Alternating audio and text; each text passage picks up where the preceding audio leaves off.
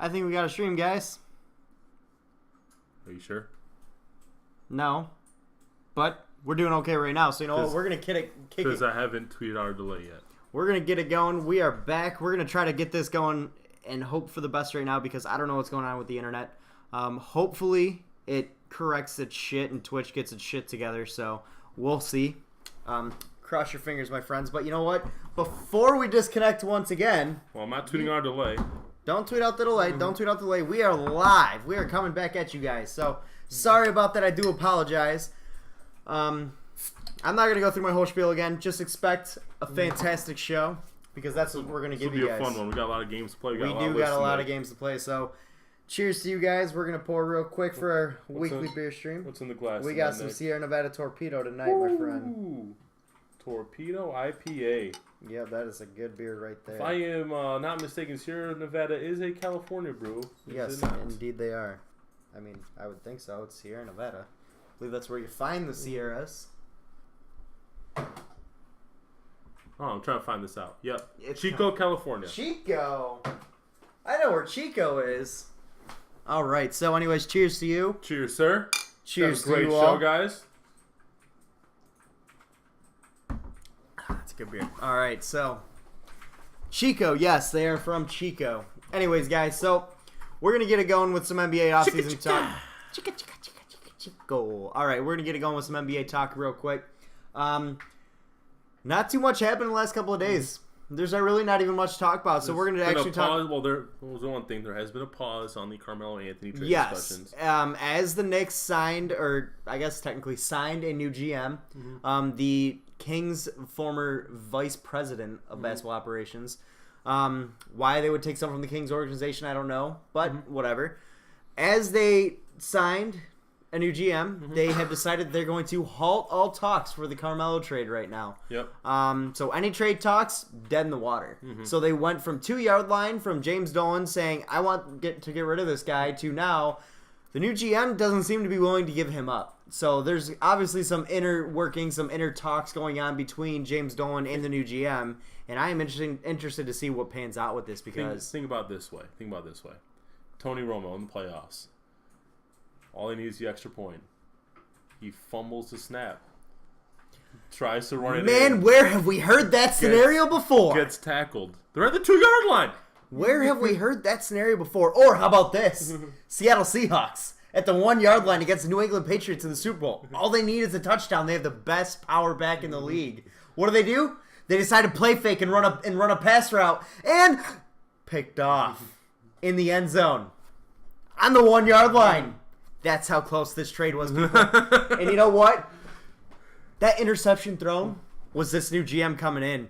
That botched snap, that botched hold, the tackle, this GM coming in. He is saying... nothing like using sports analogies on sports scenarios. He is putting a stop to all of these trade talks right now, saying, I don't want to give this guy up just yet. Is that what that actually means? I don't know. Will Carmelo Anthony be in a Knicks uniform next year? I don't know. He might be.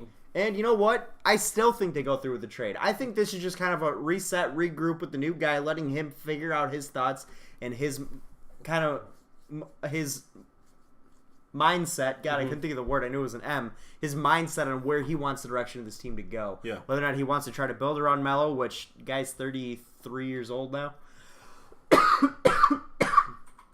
or screw him and have to build around Kristaps Porzingis, or get rid of them both. Which I really hope they don't get rid of them both because that'd be dumb. So, what do you think the Knicks are going to do then? Think Melo's gone? Think he stays for another year? I don't think Melo wants to stay. That's the issue.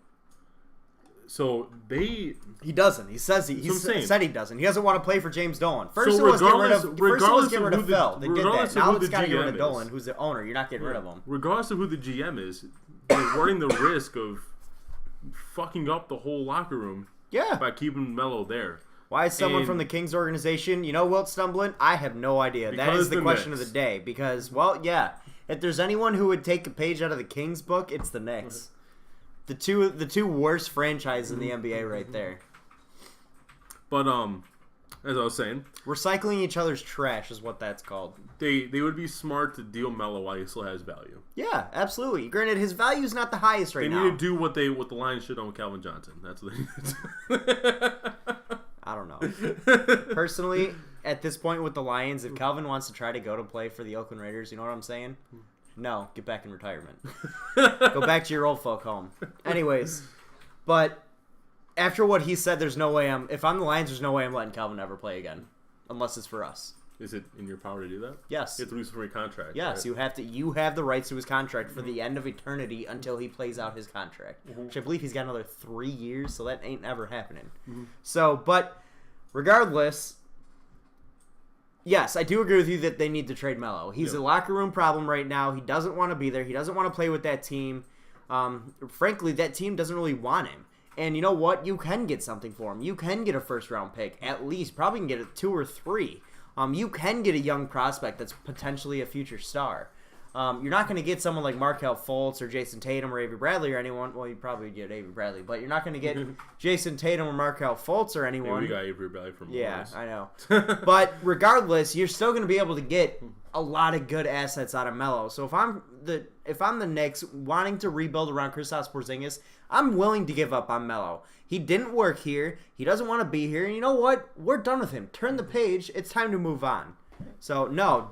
Well, yeah, if you're a Boston fan, hell yeah, you want to have Porzingis there. Any team should want Porzingis. The guy's a monster. He's literally a cheat code of the NBA. Knicks need to hold on to him for dear life. Yes, as they should. They need to hold on to him for dear life. He's 7'2", can shoot anywhere on the floor, can control the ball, and he's a great shot blocker. What else do you need out of a guy? Cross people up.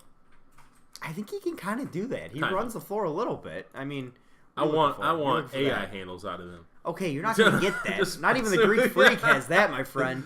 But regardless, if they're smart, they'll keep Porzingis, they'll trade Melo, get some young assets or potential future draft picks.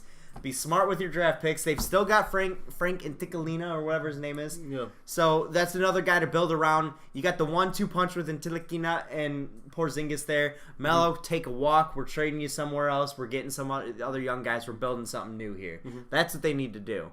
We have draft picks, Clippers pick, and a Brooklyn pick. You know what? You probably could get Melo out of that. I don't know why you'd want Melo. I'd try to go for Porzingis, but frankly, I don't know that the Knicks with this new GM are going to be willing to trade Porzingis. Tell me there's the better fit in the NBA than Porzingis in Boston.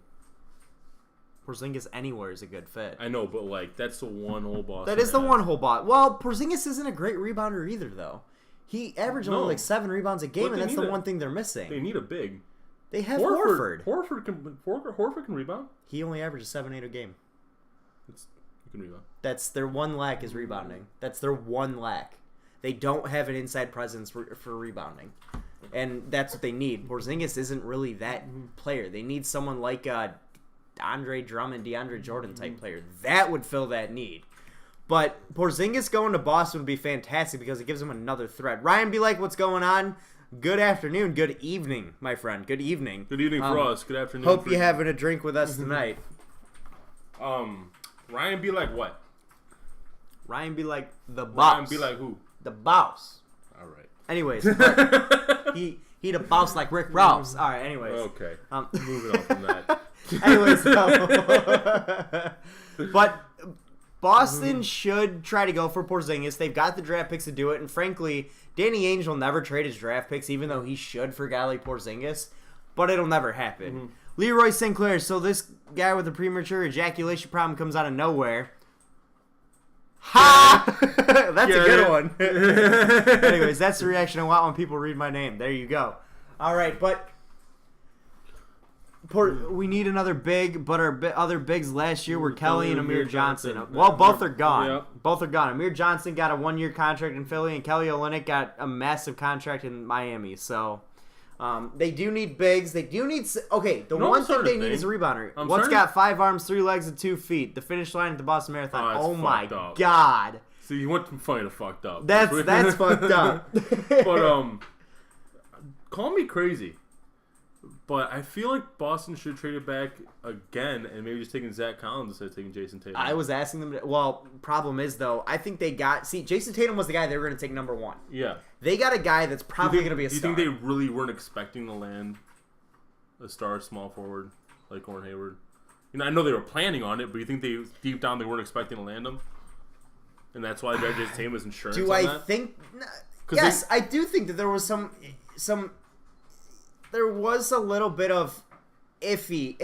What if the Jazz did put out a good contract?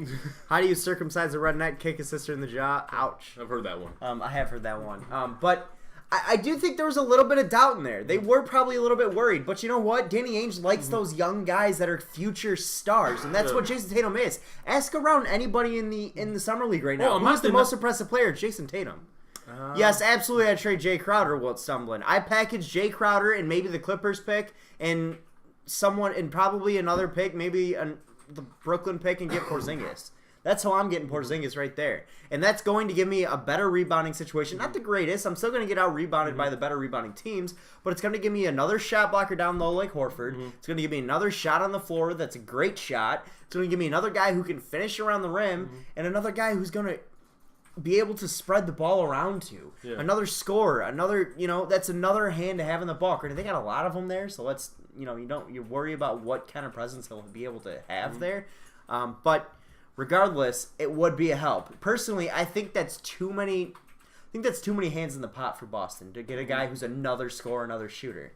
I think honestly, they're better off bringing in a guy like a Hassan Whiteside or DeAndre Jordan or an Andre Drummond that doesn't command the ball offensively as much. All they do is shot block and rebound, and that's what they need, and that's what they're gonna get out of guys like that. They don't Kings almost picked up Porzingis. Did they almost draft him? Damn, Marcy, whoa! Did they almost draft him? I don't remember. I'm trying to remember.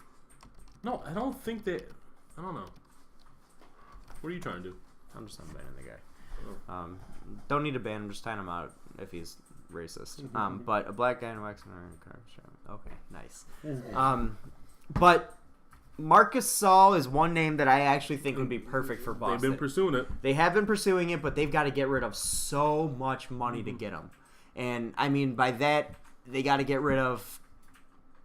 I don't know if there's contracts that they're able to get. So they got to get rid of Horford. This is what I'm saying. I'm not denying that Jason Tatum is going to be a great player. Just time him out. You don't need to ban him. I'm not denying that Jason Tatum is going to be a great player, but don't you think they would have been better off amassing more assets and then still getting Zach Collins? I don't, and here's why. Because Zach Collins is still an if. You don't know that he's going to be a sure thing in the NBA. Jason Tatum looks like a sure thing. Okay. And he was looking like a sure thing going into it. But I think they got exactly what they wanted to get. But you have your by moving back. You have your backup 3 in Jaylen Brown, and then you got Gordon Hayward. Problem is, you don't know what Jaylen Brown's going to be. I think Jason Tatum is more of a sure thing at this point than Jaylen Brown. Jaylen Brown looks like he's going to be a good player, but Jason Tatum looks like he's going to be better. Jason Tatum looks like the more sure thing than Jaylen Brown at this point. And also, thank for the host, man. But Jason Tatum right now also, by the way, can play the 4. Jaylen Brown can't. Jason Tatum is a more versatile player than Jaylen Brown. He's not as good of a defender, but he's a better scorer than Jaylen Brown right now. He looks like the better sure prospect than Jaylen Brown does. Jaylen Brown's going to be used in different roles than Jason Tatum will be. You'll see a lot of Jason Tatum at the 4, especially in a small ball lineup, and that's what they're going to use him for. I mean, that's what you're going to want to look for with Jason Tatum. That's why but Jason Tatum being the best guy in their draft board at the 1, they were smart to move back to 3. Zach Collins may not be that guy. May not be the guy that's going to be a star for you. He may be, he may turn into Kelly Olynyk. He may turn into someone who's not the greatest. He's not exactly going to fit the mold of that big-time rebounder that they're looking for. He's a solid rebounder, but I see him turning at best into another guy like maybe even Horford. Which isn't bad, but that's not the rebounding. He's a much better rebounder than Horford. He is a better, and a better shot blocker. Horford's a great shot blocker. So is Zach Collins. Just 3 blocks a game. So does Zach Collins. Okay, that's college. And what has he done in pros? I don't think Horford averages 2 blocks a game. He averages at least 2. Yes, I had him on fantasy last year. No, I said 3. I said I don't think he averages 3. Yeah, but okay, go from college to the NBA. There's no way he's averaging 3 in the NBA. No way. That's very hard to do. Oh, I'm not denying that, Wilson. I'm not denying that at all. That's a producer, Leroy. I was just talking about acquiring assets and getting someone who fits. That's all I was saying. Okay. But you need a little time. Ryan B. says, I feel like we're missing Clipper 10 Joe. minutes. I feel the same way, Ryan B. He will be here. I'm sure he will be here.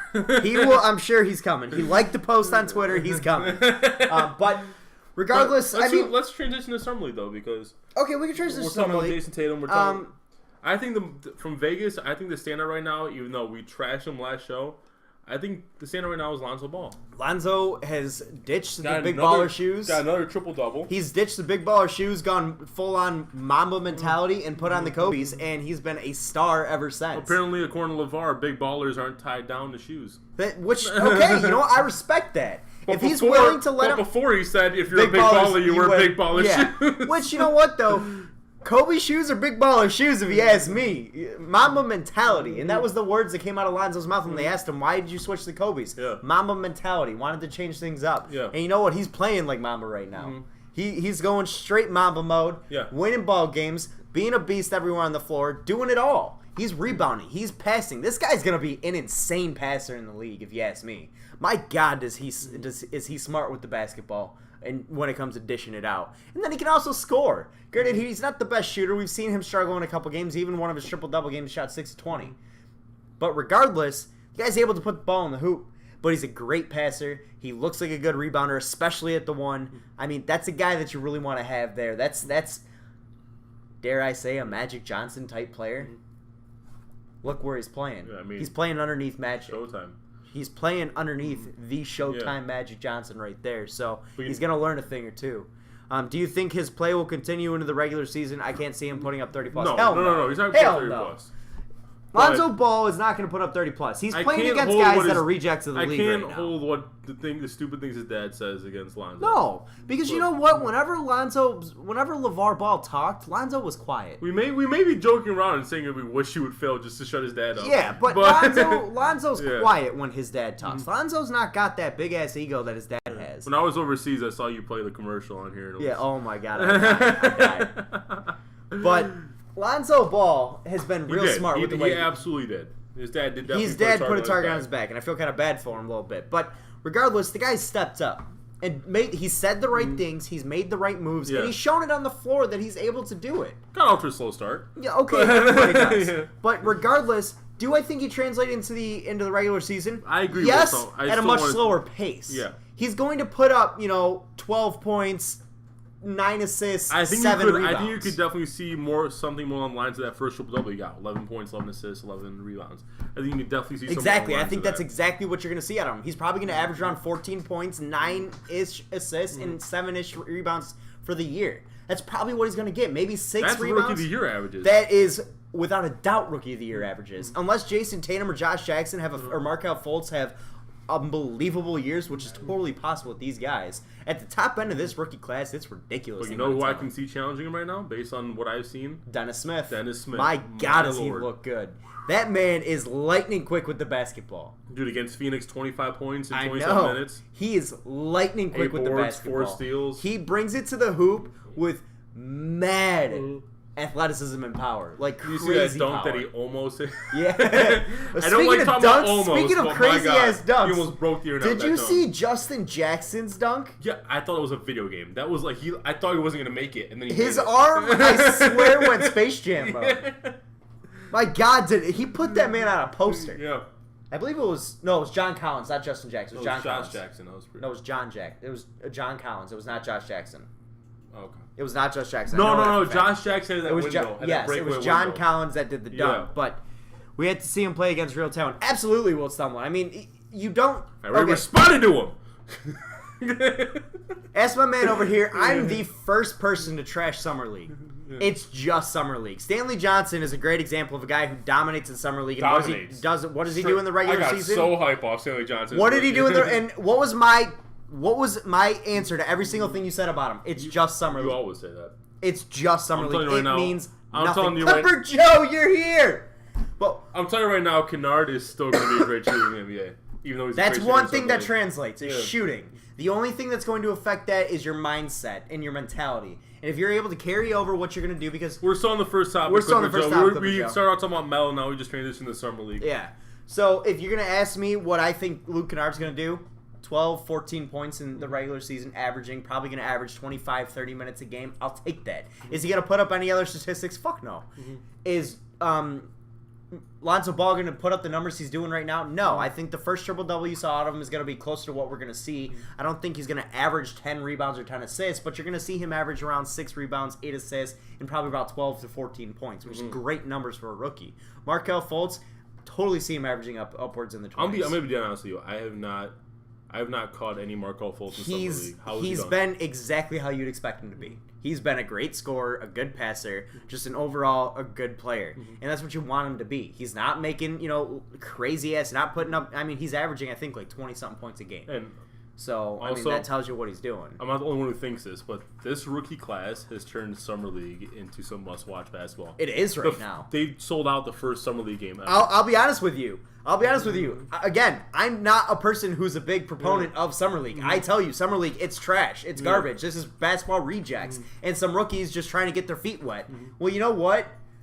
This is fun. I ain't gonna lie. I'm having fun with this one. I'm having a little bit of fun with this Summer League. They actually sold out the first Summer League game this year. Yeah. It was Lakers Celtics, I believe. Lonzo versus Markelle Fultz. Which sold out. Lakers Celtics, which that was not Markelle Fultz. That would have been Jason Tatum. Lakers Sixers. Sorry. Lakers Sixers, yes. But regardless, but it was still Lakers Celtics that sold out. Dennis Smith has been fantastic. Lonzo Ball has looked really good. Josh Jackson's looked solid. Jason Tatum is probably the most impressive out of any of these guys right now. Justin Jackson's looked really good. John Collins has looked solid. I haven't heard much from Zach Collins, which makes me worry a little bit. Kennard's looks solid. Kennard's looked really good. Albeit it was in the much inferior Orlando Summer League. Henry Allenson has looked really amazing, by the way. And you know what? Ben Simmons has looked like a star. I have not caught Ben Simmons. He's looked like a damn star. You know what's interesting? Granted, I don't know what he's playing in Summer League, but I know I've seen a lot of his workouts. He's looking pretty fucking good. I wanted to bring this up last week, and I completely forgot. You know who else has looked fantastic? Bryn Forbes. Bryn Forbes has looked amazing for the Spurs. Yeah, that's very true. But I wanted to bring this up last week, and I completely forgot. Remember how the Sixers were saying all year that they envision Ben Simmons at point guard? Yep. Now where is he going to play? I don't know. Oh, there's another guy who's looked another guy who's looked really good, De'Aaron Fox. He's looked really, really good. Really good. Not Dennis Smith, Lonzo Ball good, though. Oh, yes. No, I still think I would rank him third right now behind Lonzo Ball and Dennis Smith. Oh, man. I would still rank him third. If you're ranking him third, it's literally like this close. Because De'Aaron Fox has looked like a goddamn beast. I was agreeing with you. Going in, he was my favorite point guard in the draft. He still is my favorite point guard out of this draft. But he's literally looked like one of the most lightning-quick defenders I have ever seen. He is a fantastic point guard at running the floor. He's efficient. He's effective. The shot, still got to work on that. That's the only thing. But defensively, and with the ball in his hands, the guy looks like a star. He does. He's so fucking quick. He's got such quick hands. This could be the best point guard class we've seen in a long, long time. Ever. Not a long, long time. Ever. This could be overall the best draft class we've seen since 03. His shot needs some work, but you know what Ryan be like? And this is exactly who they compared him to going into the draft. John Wall was the exact same way. John Wall came into the league and going into his first year with zero shot. His shot looked terrible. He was literally making like 28%. He did have a dance, John. The guy was literally making like 29 to 31% of his shots. De'Aaron Fox is the same way. The guy can't shoot. Neither could John Wall. Well, you know what? John Wall developed a shot throughout his career, and look at him now. He's arguably top 3 point guard in the NBA. And you know what? De'Aaron Fox got the potential to do the same thing. He's a great two-way player. He's very effective with the ball in his hands, very efficient, and he runs the floor and runs the offense. You know what? I hate to say it, but Sacramento looks really fucking good right now. True. Young and raw, but really good. And they got a bright future going ahead for them, which hurts me to say because I can't say that about the Pistons. So I just said, best draft class is all 3. Oh, without question. I mean, we've had some pretty poo-poo draft classes in the last few years. Andrew, I've officially decided I like your beard. Marcy. Oh, thank you. I'll be honest with you, Marcy. It looks better with a hat on.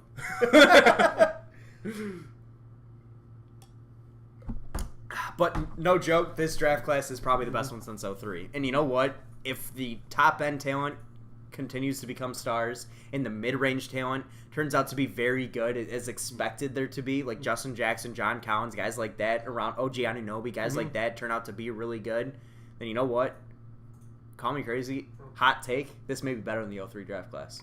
You won't have the LeBrons coming off. That's what I'm saying. It's not going to be as top heavy with the LeBron. No, you won't have LeBron, Melo, D Wade type. Well, you may. Not quite LeBron. I think you might have a D Wade type. You'll definitely have a D Wade and a Melo. Have a LeBron. Yeah, I don't think you'll ever have a LeBron. But regardless, I think overall this draft class could be better than the '03 class. If it pans out the way it's looking like, you could see this draft class be better all throughout the full board. So it's looking. It's definitely deeper, I think, than the. Way deeper. Than the '03 draft class. It's seriously made Summer League fun, though. It's seriously made Summer League fun, and I'm not a big... Again, I don't like Summer League. I think it's stupid. I think it's a waste of time. It's made me interested in Summer League. I find myself even following some of these. I really enjoy Summer League. I like watching find myself following some of these guys. I don't give a fuck what's going on when the rookies go out, but it's some competitive basketball, because everyone's playing their heart out. Because they're playing for a roster spot. It's NBA rejects. It's D-League. It's more fun. G League players. It's more fun when the rookies are in, but I still think it's good basketball even when the rookies aren't there, because it is people playing their hearts out, and that's what I love to watch. The product on the floor is not very good, but it's not. It's good. No. It's as entertaining as watching a good pickup game. Yeah, exactly. That's what it is. But it's Summer League's become kind of must-see TV right now. At least must-follow scenarios with Lonzo Ball, De'Aaron Fox, Dennis Smith, Jason Tatum, Josh Jackson. Who, you know what? Out of all these names, Josh Jackson's one I've heard the least about. Hell, I've heard more about. Well, he's not as flashy as those other guys. No, he's not, and. I mean, the scary comparison his biggest with him, calling card is his defense. The scary comparison with him is what people are saying he could end up being is Michael Kidd-Gilchrist, which does nothing well, but is a solid defender. Really good defender. But does nothing else well, which I've seen a lot of comparisons. I'll tell you, he's a better shooter, Michael Kidd-Gilchrist. Michael Kidd-Gilchrist from what we've seen, sure. Didn't even have a centered shot. That's what we've seen, sure. But you know what? This is just Summer League. So pump the brakes on everyone we got here.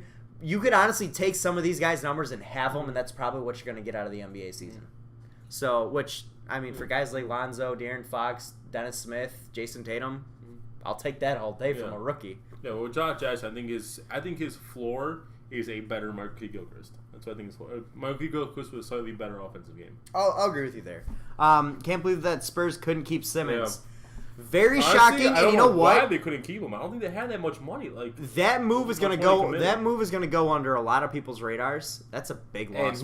Someone picked him up. Who picked him up?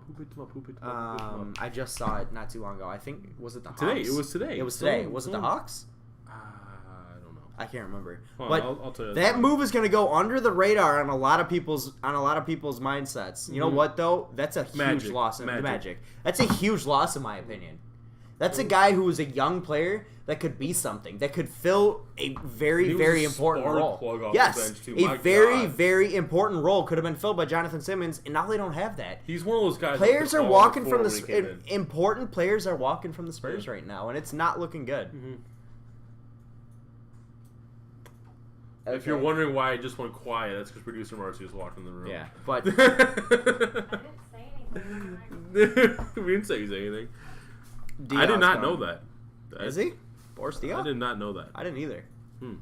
But hey, by the way, speaking of but they potential lost trades, Dedmon too. Yep. Paul Gasol's done. Clipper Joseph's producer Marcy. He's excited. He wants you to make an appearance. But she laughed. I don't think she the Spurs lost a lot of important role players in this offseason. But she was right next to me. You can see her arm. The Spurs lost a lot of important role players, and it's gonna be a big hit. It's gonna be a big knock against them. Do it, show yourself. But I look real shitty right now. If it makes me feeling better, I didn't put makeup on either today. Speaking I'm of wearing makeup. Oh, I didn't. That's not what I was getting at, but okay. Speaking of Pop's gonna take him to the Western Conference Finals. You know what? If there's one guy who could do it, it's Pop. No doubt, he could. That West is looking scary though. But if there's one thing that was mentioned that we haven't even touched on is the Warriors-Pacers trade that could have been. The Paul George to the Warriors trade. Oh, yeah. That when I heard that actually pissed me off. Yeah, like, what the hell are you doing, Stop hoarding talent, Warriors! Granted, they would have had to give up Klay Thompson, but they at least called, and that pissed me off. They said no because they would have had to give up Klay Thompson. And like, they had wanted they him not, for free. exactly, had they not had to give him up, oh, God. It's not even fair. Stop it! What are you going to do, bring Paul George off the bench? I know! Where are you going to play him? Are you going to play KD at the 5 or Draymond? What you're going to have to do is literally this. Draymond at the 5, KD at the 4, PG-13 at the 3, Klay at the 2, and Steph at the 1. How is that fair? Like, stop it! And then you're gonna have Iguodala come off the bench, and anyone else come off the bench. I didn't blame you for getting Durant, but I will blame you if you want to go Paul George. That's not fair. Save some talent for the rest of the teams. God damn it, we're starving for a star in Detroit. Oh, he was never coming here, man. Well, of course, anyone would have done it. Like, yeah. If they could have gotten a good deal, if I was the Warriors GM, I would have done it too. I mean, hell yeah! You said what? You give yourself 3, 4, 5 more titles out of that? Come on, of course. But to be honest, it wouldn't make sense for them to go Klay Thompson because they just log jam into 3 and then they have no 2. So exactly. Granted, they could. Both those guys could have interchangeably played the 3 and the 4. They both play. I think Paul George's natural position was actually the 4. Yeah, but you're still giving up your 2 when you already have a 3. And exactly, 4 which you really don't have someone it's to fill an in the unnecessary move. No, it would have been. It would have been, in my opinion, a negative move. Mm-hmm. Give me Klay Thompson over Paul George right now. Mm-hmm. For that team, he fits better. For that team, yeah. In general, I would take Paul George or Klay Thompson, but for that team, it doesn't. I don't know, man. Klay Thompson's defense is a huge X factor in that matchup. Paul George is a pretty good defender too, though. Nowhere near as good as Klay Thompson. No, well, he's one of the best in the league. Yeah, that's my thing. But I would have been waiting with a lead play arena if that trade went down. Whack right on PG-13 shins. Oh man. Oh dude. I could just imagine it. Clipper Joe's just kind of, we see some guy sitting at the front of at the baseline or some shit, or the sideline front row, just kind of looking around. Paul George, he finally gets his opportunity, like late third quarter. Paul George he hits a corner 3. He starts running up the floor, and all of a sudden you see Clipper Joe, wham, and then he takes off. Paul George goes down. Bye shins. Anyway. You have anything to add to our NBA talk? No, I filled it all. All right. So next up, we are going to every week we're going to start doing some fantasy football rankings for you guys, positional rankings, and we figured they will start off with the QBs because that's they're the field generals. Yeah. David Stern would have come back from retirement if that trade. Yeah, my God, guys. No. If he's going to stop Chris Paul going speaking of vetoes, that will be coming up in a later show in our What If segment. Yes, it is. That's one we have prepared. But again, like we said before we cut out, What If's coming up later in the show. But if you guys, What If is, it's going to be a segment where we pose a what could have been. A scenario, like, say, if... We'll give a preview again. Okay, if the Chris Paul trade was never vetoed. Yeah, if the Chris Paul trade to the Lakers was never vetoed. Or if Jordan never retired in the 90s after their first three. And then us and you are going to go down our own rabbit hole and see what could have been. So, anyway. I got my crystal ball out ready for the ones we have planned are all NBA. What if Doc got fired today? How would I feel? You'd probably feel excellent because that'd be a better decision for them. For the future. My answer goes But yeah, so if you guys have any what ifs, suggest to us. There's any what ifs you want to throw out to us, let us know. But for right now, we're going to start with our fantasy QB rankings. Yep. Going to start with the field generals. Numero uno. Or are we going 10 down? You want to go 10 down or 1 up? Well, I was only doing top 5. Oh, you want to do 5 down then? Mm-hmm. Damn, going 1 to 5 was easier. Let's go 1 to 5. Let's do our number 1 first. Let's start off big. Okay. You know what? Number 1, Aaron Rodgers. In my opinion, okay. I mean, the guy was. What if Derrick Rose didn't get? That's actually one of them. Congratulations. That is one of them. Yeah. You sniped one. But my number 1 is Aaron Rodgers. I mean, the guy was a god at the end of last year, and for the last 8 weeks, and he was a god in the playoffs too. And I don't think he's gonna be able to put up the same. Yes, Aaron Rodgers is very good. Yeah. Same numbers he put up last year because based on sheer volume. Good, right? He has won a Super Bowl, but not since 2010. But based on sheer volume, there's no way he's gonna replicate what he did in the last 8 weeks. However, he is going to put up some insane-ass fantasy numbers because he still doesn't have a running back. That's my number one, Tom Brady. That's my numero dos. My number one is Tom Brady. Brandon Cooks is going to do wonders for that offense. I am seemingly having flashbacks of a similar receiver that's very speedy, downfield threat in New England. Who was that name? I feel like he pretended to pull his pants down for a touchdown dance once. Oh, it was Randy Moss. That was his name. Yeah. Didn't Tom Brady throw 50 touchdowns that year? I was really debating between Peyton Manning and Tom Brady, but Tom Brady just barely edged him out. We are indoors, right? Anyway, yeah. I think Tom Brady. He was already one of the best after his suspension for a period of about 8 weeks. He was the best quarterback until Aaron Rodgers started throwing the ball 55 times a game. He was the best quarterback. Basically, he was the best quarterback in fantasy football. How do you guys feel about Marshawn Lynch? Beast mode's a beast. And that was without having a legitimate receiver. I'm sorry. I don't consider Julian Edelman a legitimate receiver. The guy was a quarterback in college. He's a good receiver. And his other receiver, and Chris Hogan, was a lacrosse player in college. So tell me where the legitimate receiver is there. Nothing against Julian Edelman. He's a slot receiver, but Tom Brady made him so much better than he actually is. Put that guy in your team is not that good. Ryan be like, Marshawn Lynch, I think he will put up some numbers, albeit I think he will split a lot of carries. You're not going to see him put up similar beast mode type numbers that he put up in Seattle. Mm-hmm. You will see a slower version of him, but you're going to see him be very productive in Oakland. The guy's come back hungry. The guy has come back wanting to win for the city of Oakland. He wants to play. He wants to win. He wants to be the generic old beast mode. So expect good things out of him. I think his ceiling in terms of fantasy is probably going to be like a running back 2, at times a low-end running back 1, in my opinion, is what you're going to see out of Marshawn Lynch. Wilson had his games. Hogan had his games with someone, but Hogan had a fantastic year last year. You kidding me? He had his games. He had duds, too. Guy had over 1,000 receiving yards. Did he? He was a lacrosse player in college. How is that not fantastic? What does that have to do with anything?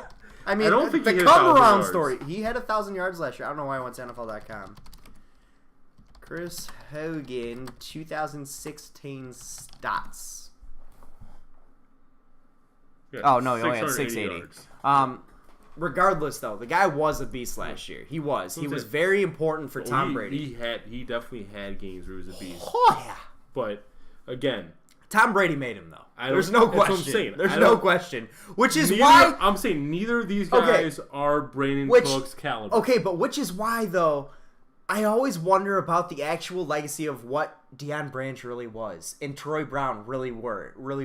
Mm-hmm. Were they actually that good, or was that Tom Brady making them that good?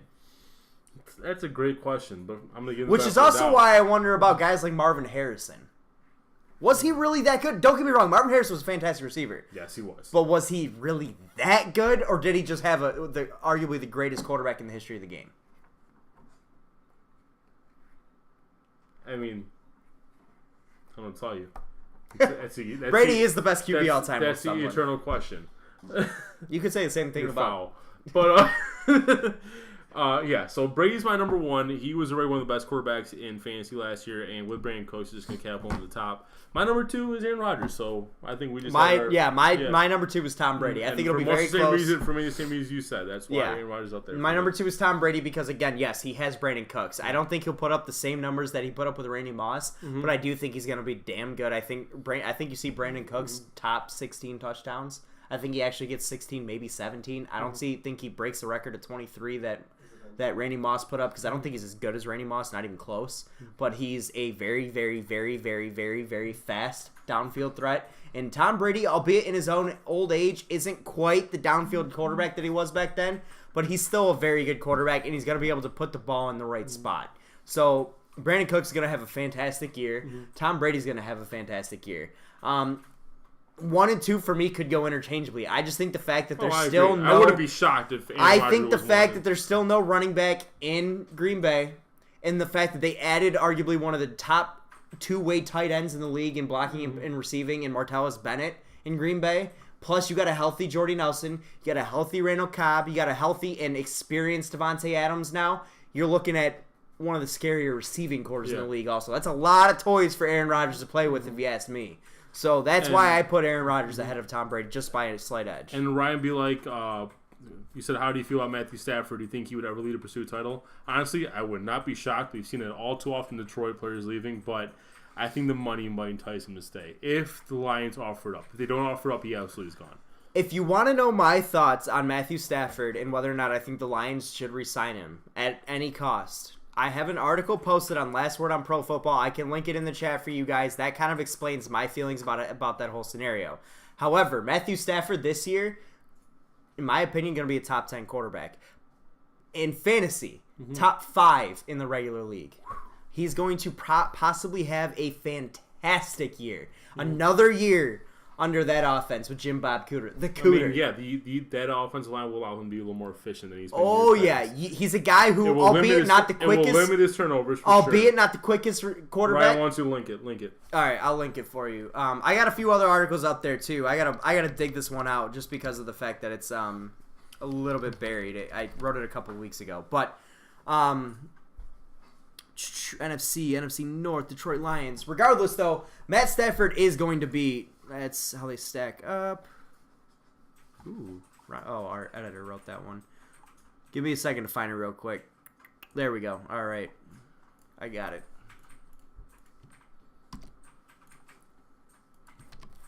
Boom, right there. But Matthew Stafford having the time that he's going to have in that pocket, that left tackle still scares me a little bit. Taylor Decker going down is a big loss. When he comes back, I think Matthew Stafford's value is going to skyrocket. Yeah. However, for the time being, though, I still think he's going to be a fantastic quarterback. I still think he's going to be able to be. They haven't been that bad here, though. They made playoffs last 2 out of 3 years. They didn't win a game. They have made the playoffs 2 out of 3 years.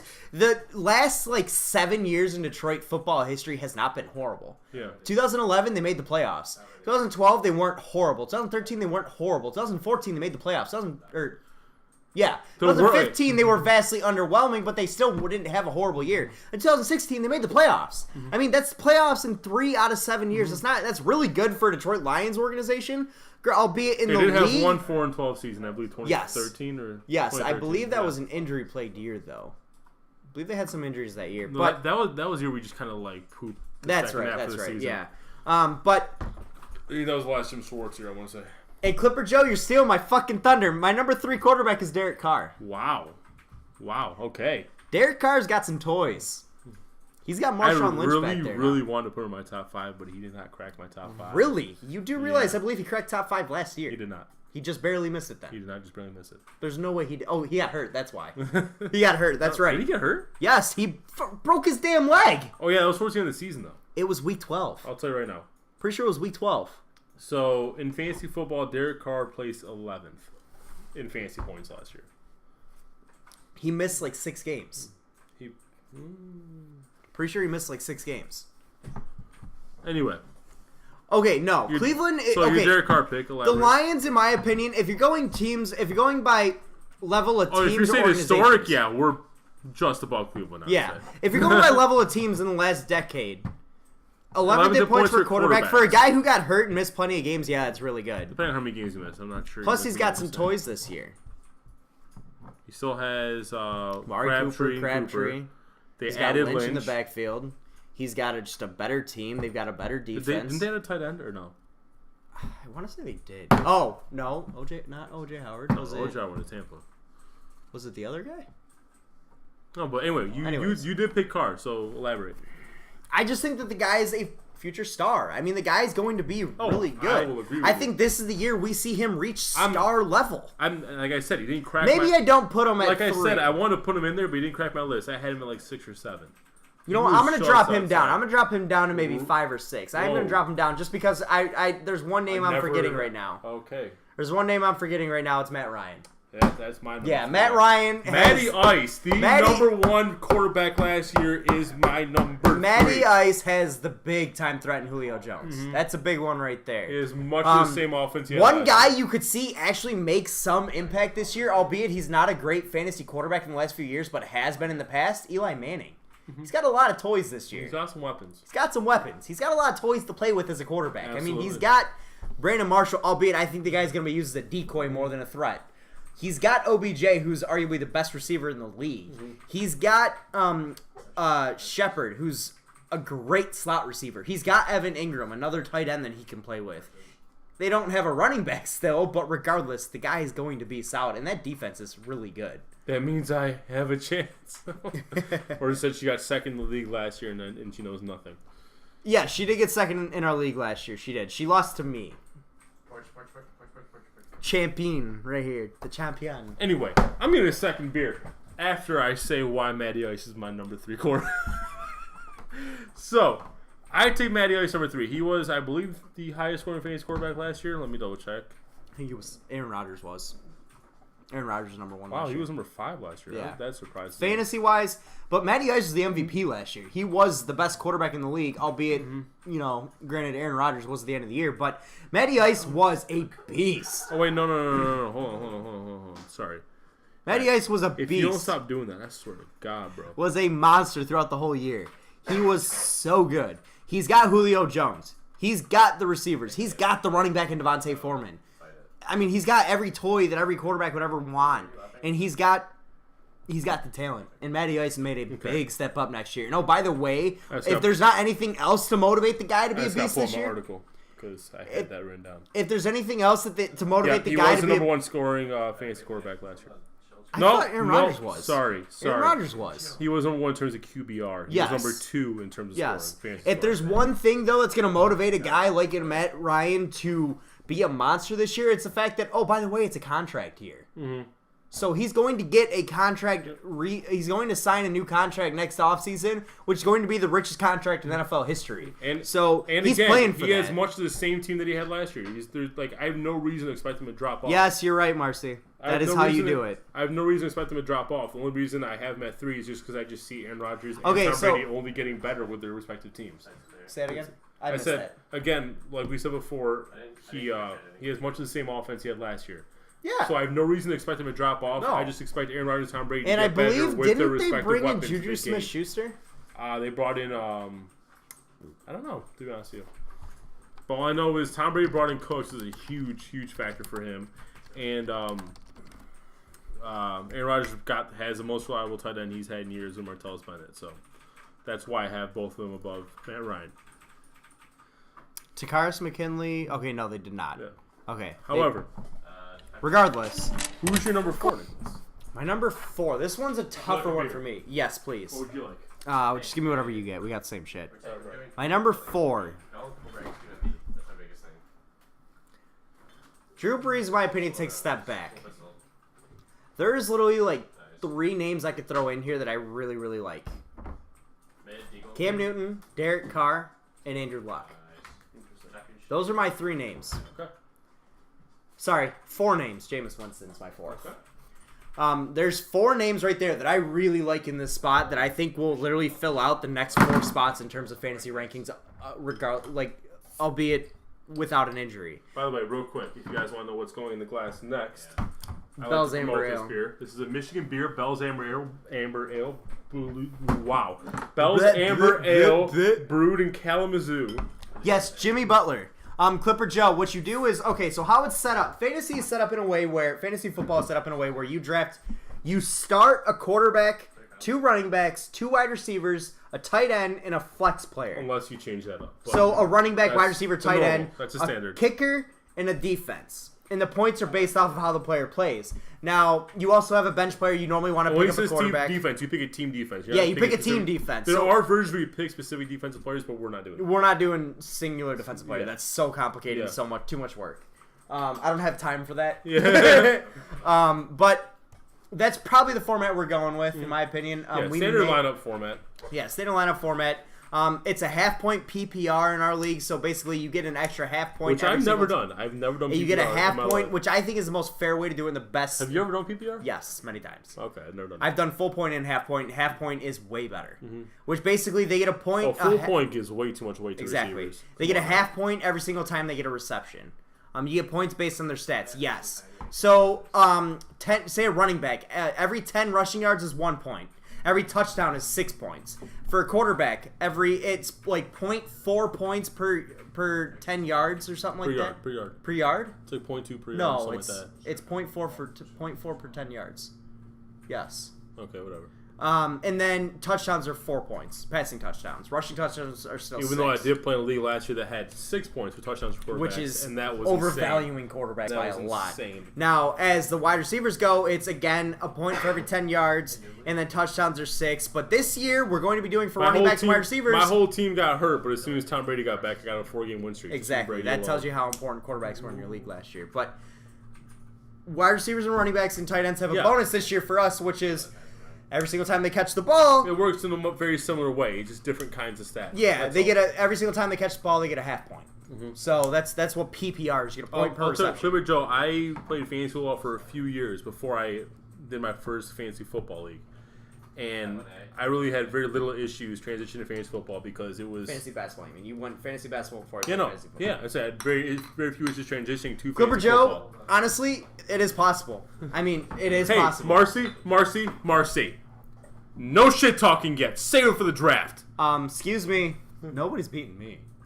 If we have a team. How about this? If we do end up playing in the league, it's a joint team, you and me. Yeah, some wins. Yeah, okay.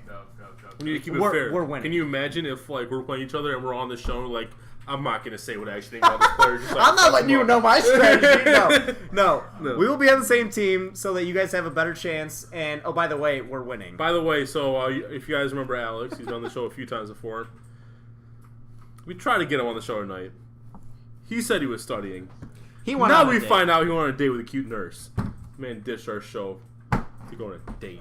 Shame him. With a nurse. Shame, Alex. Shame. With a nurse. Shame.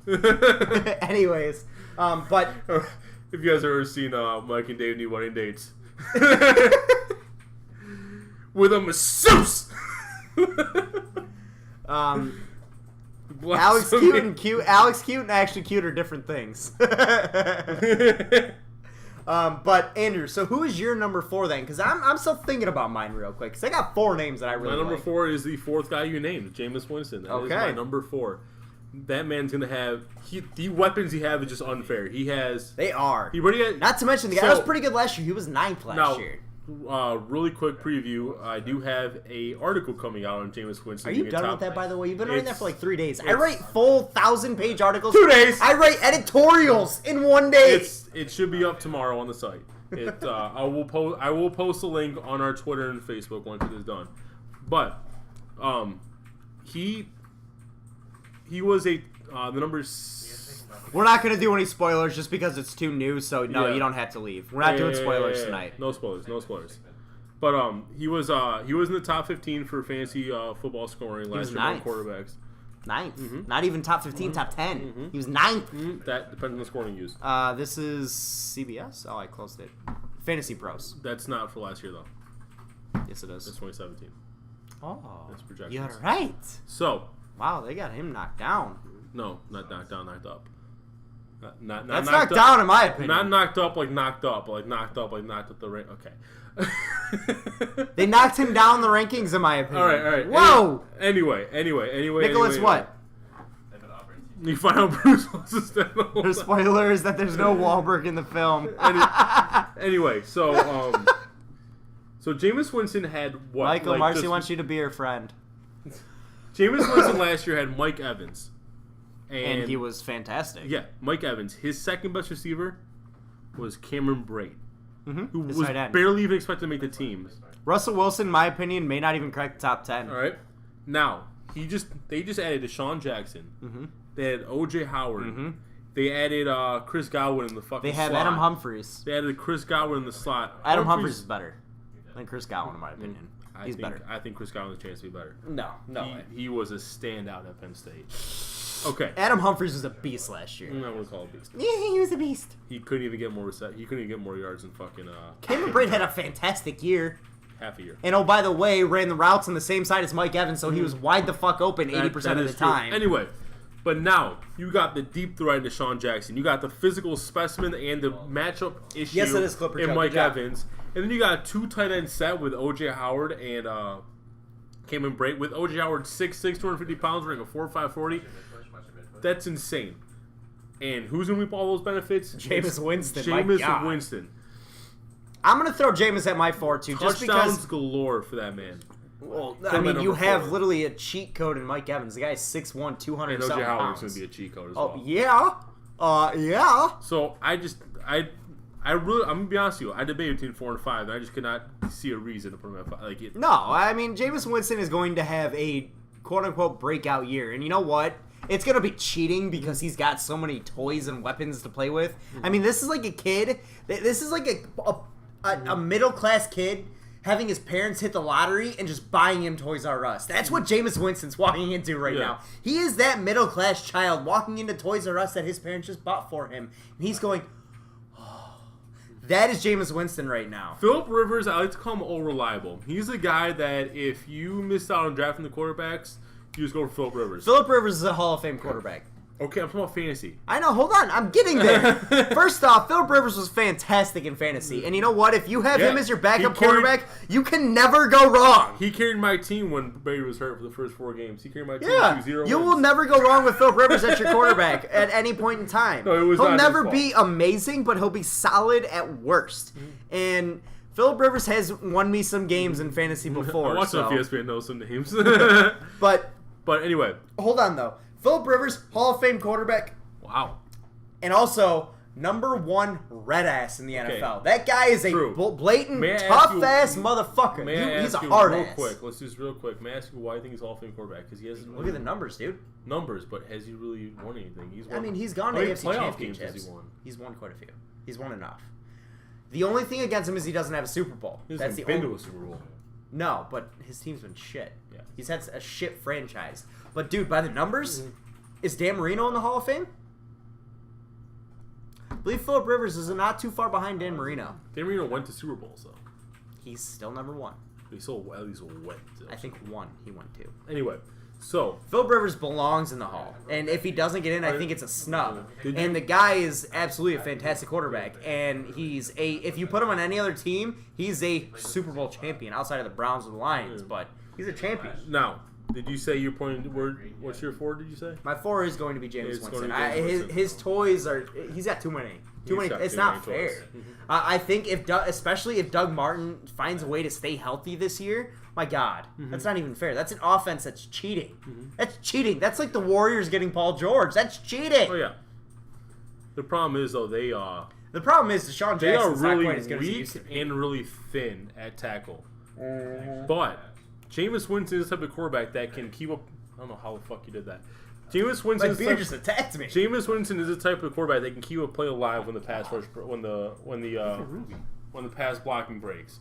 He's the type of quarterback that can keep the play alive. He's very mobile. Jameis Winston is without a doubt very mobile. The guards are a little bit better, but still. Well, pass blocking is coming from the outside. Yeah. That's I'm talking about for the run game now. I'm talking about the guards are a little bit better, but that's going to help the run game. But I expect the biggest thing to help the run game is that pass game. They're not be able to put. You know how much play fake Jameis Winston's going to be able to run? And dude, what's his name? Doug Martin's going to have wide open running lanes. He's gonna be, my team's name's gonna be Jimmy Butler 16. Please do it. I will seriously look forward to facing you every single day. TV Poker, what's going on? What is up, sir? Have a drink with us. But Clipper Show, if you put that name, I will thoroughly enjoy thrashing your team whenever we play you. You will become his instant rival. DC Dumb Movie Machine, I will applaud you for that name. Shoot that question, TV Poker. We'll be glad to answer. But number 5 for me is Andrew Luck. He was the number 4 QB last year in terms of scoring. Yes, that was what. And that was with Moncrief being hurt half the year. Now with a full year of Moncrief, hopefully a full year of T.Y. Hilton, I see him. I see no reason to drop him in the draft. I don't know. I see no reason to drop him in the rankings. My only worry is breaking news, by the way. My only worry is that run game. Frank Gore's old, and their backup is Robert Turbin. And will someone, of course, who can join the league. We are asking anyone to join. Yeah, if you want to join the league. We haven't set the league up yet. Yeah, which I'm literally going to do this weekend. My bad. But send an email to that email right there. We'll put you on the list to guarantee you a spot in the league if you want to join. Why did it? And then as soon soon as we set the league up, we will notify you all. We'll send you guys an have your email, and emails, we'll send you so. guys the info to join the league. So just send an email to that. We'll guarantee you a spot in the league, and we got you on a list, so that'll put you in there. The reason we haven't set the league up, we want to know if it's going to be a 10-team league, 12-team league. I have breaking draft news. All right. NFL draft news.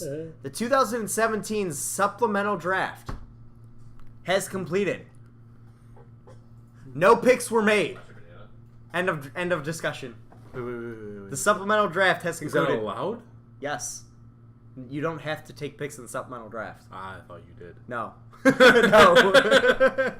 Nobody took anyone in the supplemental draft. Anyways, but no, Andrew Luck was the guy. Andrew Luck was the guy I was going to debate with Jameis Winston at 4. I am going to knock Carr down to my 6th spot now that I think about it. That's right. When I think about it, looking at their draft, I don't really think that they added too much offensively. I think a healthy Amari Cooper is going to help. I think a healthy Crabtree is going to help. I think that offense is going to be better. Thank you, sir. I had a big argument with my buddy. I said that Matt Ryan is very overrated, and I would have put in top 5 QBs in the league. I think it's a farce he won MVP. He is a product of always having an elite receiving core and running back. Am I crazy? I just don't think he's that good. Let me tell you this real quick. Fantasy. I am foaming at the mouth to talk about this. So with fantasy football, it doesn't really matter how good the QB is. If he has the weapons and he's putting up the numbers, that's all that matters. I don't think he's talking fantasy. I don't think he's talking fantasy. I think he's talking straight up NFL. Oh, okay. So he's talking straight up NFL. Anyway, we both have our top in number 3 in our fantasy rankings, but I think he's a guy that just Clipper Joe. That's below the league minimum. You ain't gonna get a player. He had as far as his passing, he has all the talent in the world. It's just I never saw him really take the step forward in terms of leading the team. Until last year. Yeah. In terms of being a leader, putting a fire under his team's ass. Same thing with Matthew Stafford. I never saw it from him until last year. All right, so and up until last year, that's the guy I was comparing him with. I put him on Matthew Stafford's level. Up until last year, he took a major step forward. I'm ready for this one. All right, TV poker. I hate to say it, I'm gonna have to side with your buddy. And I want to ask you, why do you think he's overrated? Hold on. I'm gonna have to side with your buddy on this one, and here's why. For many, many, many years, the constant debate has always been which Matt is better, Matt Stafford or Matty Ice. And it was neck and neck for so long because they're very similar quarterbacks. They're very similar quarterbacks, and they both had a star receiver to play with. Mm-hmm. Matty Ice has continued to be better and continued to progress. Matt Stafford has progressed in another way. He's progressed in a different way. Matt Ryan has become one of the best offensive leaders on his team. Not only having a guy like Julio Jones, and Matt Stafford is a perfect example of this, does not played many necessarily games on Julio Jones. Yes, he has. Does not necessarily make you a better quarterback all around. It means you're going to pad your stats, your yardage, and your touchdowns. When it comes to QBR, having a guy like Julio Jones actually hurts you. Matt Stafford's QBR skyrocketed when Calvin Johnson he's no longer retired. Stat Padford now that Calvin's on his QBR has skyrocketed now like Johnson's gone because he's able to spread the ball around more and be a smarter quarterback. Matt Ryan having Julio Jones as a safety blanket has actually hurt him at times. You need to have a fantasy football health topic, a weekly stat review topic. Oh, dude, every single week we're breaking down fantasy. On Tuesday nights before waiver wire hits. There's going to be fantasy topics. Yeah. By the way, we should probably announce this. Yeah. As our fantasy league starts, we are moving the Wednesday night shows to Tuesday nights. Because waiver wires hit Wednesday, so we want to help you guys waiver wire advice on Tuesday. Now, TB Poker, here's where I disagree that he doesn't go through his progressions. Because Devontae Foreman and Tevin Coleman get a lot of catches, especially Tevin Coleman gets a lot of receptions. Roddy White's going to be a Hall of Fame wide receiver because of Matt Ryan. Those are guys that are secondary and tertiary guys. Well, that's the second time I've used that word today. Tertiary? Tertiary. It's tertiary. It's tertiary. Whatever. I don't think it is. But those are guys that aren't Julio Jones at the number 1. He does go through his progressions actually fairly well. If the guy actually got a really solid pass-catching tight end there, since they haven't had one since Tony Gonzalez, he would be even better. I mean, he does go through his progressions well. He keeps plays extended at times. He steps up in the pocket at the right times. He's got a great internal clock to avoid pass rush. He gets rid of the ball when he needs to. He does have the luxury of tossing it deep to the best receiver in the league. But you know what? Tom Brady's had that luxury. Aaron Rodgers has had that luxury. Randy Moss. He wasn't the best receiver in the league at the time. He was towards the end of his career at that time. Homie. He's a Hall of Famer. He's one of the best receivers of all time. He broke the record for most touchdowns for a receiver in a year. Okay, he had Tom Brady. He broke a fucking record. He was by far the best receiver in the league that year. By far. Yeah, I'm talking It wasn't numbers close. wise, yeah. It wasn't close. Numbers wise, yeah. I'm talking about he was up there. I don't give a shit. Numbers are not. The guy was the best receiver in the goddamn league. There were better receivers at that point. Oh, by the way, you're talking about like a 30-year-old Randy Moss. You're not talking like a 34-year-old Randy Moss. You're talking still in prime, like late prime, but prime Randy Moss. Let's watch Hater do what he does. That's what I'm saying, though, TV Poker. Guys like that have the best quarterbacks have had that luxury. Aaron Rodgers had that luxury and still does.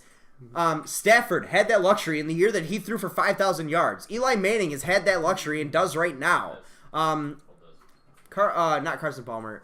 Kurt Warner had that luxury in St. Louis. Tom Brady had that luxury with Randy Moss. Peyton Manning had that luxury twice in Marvin Harrison, and then he had it with Reggie Wayne. Yep, that's what I mean, Ben Roethlisberger had that luxury with Hines Ward. And now Antonio Brown. I don't care. Receivers don't win championships. They don't make quarterbacks better completely. Yes, they pad their stats, but when it comes to a quarterback making decisions to throw the ball down the field, Matt Stafford's a great example of how many picks he threw when he had Calvin Johnson there. Matt Ryan doesn't make those same mistakes that Stafford did. And that's what, in my opinion, was a big difference between the two of them. Matt Ryan, up until last year, he did throw a lot of interceptions. He did, but you know what? Last year he took a huge step up. Brady should have won MVP last year with a ragtag of receivers. Element is as number one. Yeah, we were just talking about that. And you know what? I blame Roger Goodell because if he wasn't suspended for the first 4 weeks, he would have got it. Yep. Agreed. He's the quarterback of the Atlanta Falcons and was the MVP of the league last year. Matt Ryan. Yes, he's a QB. But Matt Ryan, is he in any way the number one quarterback in the league? No. Is he number 2? No. Is he number 3? That's where I start putting him in that ranking. He's reached elite status in the league now. He has. He's reached that plateau. Absolutely. But is he number 1 or 2? No, he's not. He's still not. And that's like in our fantasy last year, he was Mr. Relevant. He was the last pick taken in the draft. I went 2 days on banana. That motherfucker got steal.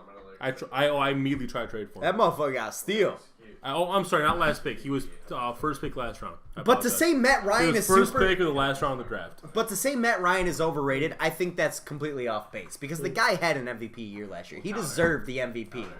Based off of what we saw. Based off the fact that Tom Brady only played 4 games or 12 games. Had Tom Brady played all 16 games, we're talking a different story, a different ball game then. But the fact that he only played 12, the fact that Matt Ryan put up the numbers that he did in the 16 games that he played, he deserved MVP. Yeah. And he will be again a top 5 quarterback in the league, maybe even top 3. He's without a doubt, in my opinion, an elite quarterback in the league, and he deserves to be there based off of how he's progressed. Yeah. Can we name our league Too Fast 8 Mile? You know what, Clipper Joe? That name is in lead contention now. Ooh, I'm not even gonna lie. Me going on that rant just made me sweat like crazy. Anyways, though, so top 5 for us ranks out. Me, Rodgers 1, Brady 2. You, Brady 1, Rodgers 2. 3, Matt Ryan. 4, Jameis Winston. 5, Andrew Luck. Yep. For fantasy. Fantasy purposes. Yeah, if we're going total quarterbacks, then Andrew Luck doesn't crack my top 5 at all. Honorable mention, Derek Carr. Honorable mention, Derek Carr, absolutely. No, I do want to mention one thing. Someone that I've seen consistently ranked in the top 3 by analysts for fantasy is Drew Brees, and I do not get it. I don't either. He has He no lost weapons. his best target. He has no weapons at all. His tight end is Kobe Fleener. Yeah, which Kobe Fleener had a good year. 2 years ago. 2 years ago. Does he have a run game? Yes. He has AP, which... He has a shell of AP is what he has. Brady, Rodgers, Breeze, Roethlisberger, Eli are better than Ryan, not non-fantasy. I disagree with Eli. I disagree with Roethlisberger. Both Roethlisberger, when it comes to winning, yes, I'll give you that. Eli, no. I don't think Eli's that great of a quarterback anymore. I think Eli has benefited from great teams, too. Yes. Eli, in my opinion, in terms of quarterback play... And he's had much better defenses. In terms of quarterback play, the guy turns the ball over like crazy, makes stupid decisions. He's the third best Manning. Eli has had a second best Manning. Eli has had a cushion that Matt Ryan never had, and that is a defense to pick up his slack whenever he. That's an understatement. Eli Manning has played with some of the most elite defenses throughout history. That's what I'm saying. You want to talk to defenses that won titles? And same with Roethlisberger. He's another guy. Ryan had he had to score by necessity. Atlanta's defense is not that good. He They was the overperformed last year. prototypical shootout quarterback. Yeah. If he didn't score 40 points a game, his team could lose. Mm-hmm.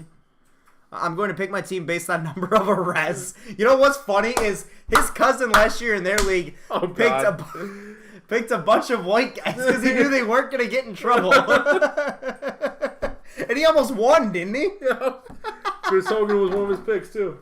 It's okay, Clipper Joe. Marcy picked her team based on how she likes their hair. So what was there one pick again? Larry Fitzgerald? Was that what now Larry Fitzgerald? When the first year that I played in the league, we called it. I picked Larry Fitzgerald because she liked his hair, and Roddy White because she liked his hair. But anyways, guys, that's our fantasy QB rankings. If you want to go a little bit further than that, Derek Carr, you could throw Breeze in there. You could throw. Yeah, we know. You Roethlisberger, already could said throw that. We anyways. know. We just wanted to bring it to light. But moving on now, guys, we're going to break into our newest segment on the show. We actually have 2 new segments. I just realized we have two new segments on this show. We do have 2 These segments next on 2 the show. segments are brand new debut segments. So we're going to go into our what if segment. Yep. What if? RCB has a what if. I'm going to break It out won't my be tonight, crystal but ball we real will bring quick. it up I'm going to soon. break out my crystal ball. That's a beer bottle. It's my crystal ball. Had some Voodoo Ranger. Breaking out the crystal ball. What if? I respectfully disagree. Look up Eli's stats last 2 years. He played more than good enough to support a winning season. Oh, don't get me we're not saying wrong. that. Don't get me wrong, TV Poker. The guy played well enough to support a winning season. However, Eli Manning didn't make them the playoffs last year. That defense made them the playoffs last year. And OBJ was a big help too. But that defense was the best aspect of that team. It's a great season. Think about it this way. Eli Manning has never, in my opinion, been the best part of his teams. Never been the best part of his teams. It's always been either OBJ or the defense. Mm-hmm. Matt Ryan was hands down the best part of his team last year. Hands down. That's my big separation Would between you the say two. Matt Ryan or Julio was the best? I'd say Matt Ryan was better. He was the MVP, dude. What if Nick watched Cars 3 before judging me for liking it? Nothing. Nice what if, Marcy. Nice what if. Landon Collins carried that. Fun fact. There was one movie I did see recently that I did not do a review for. What? Despicable Me 3. Do you guys want to know why I didn't do a review for that? I saw it in Lebanon with Was my it really cousins. bad? 11 p.m. show. Still packed with kids. 3D. Irresponsible as parents. 3D. So I had my 3D glasses on. Passed out in 20 minutes.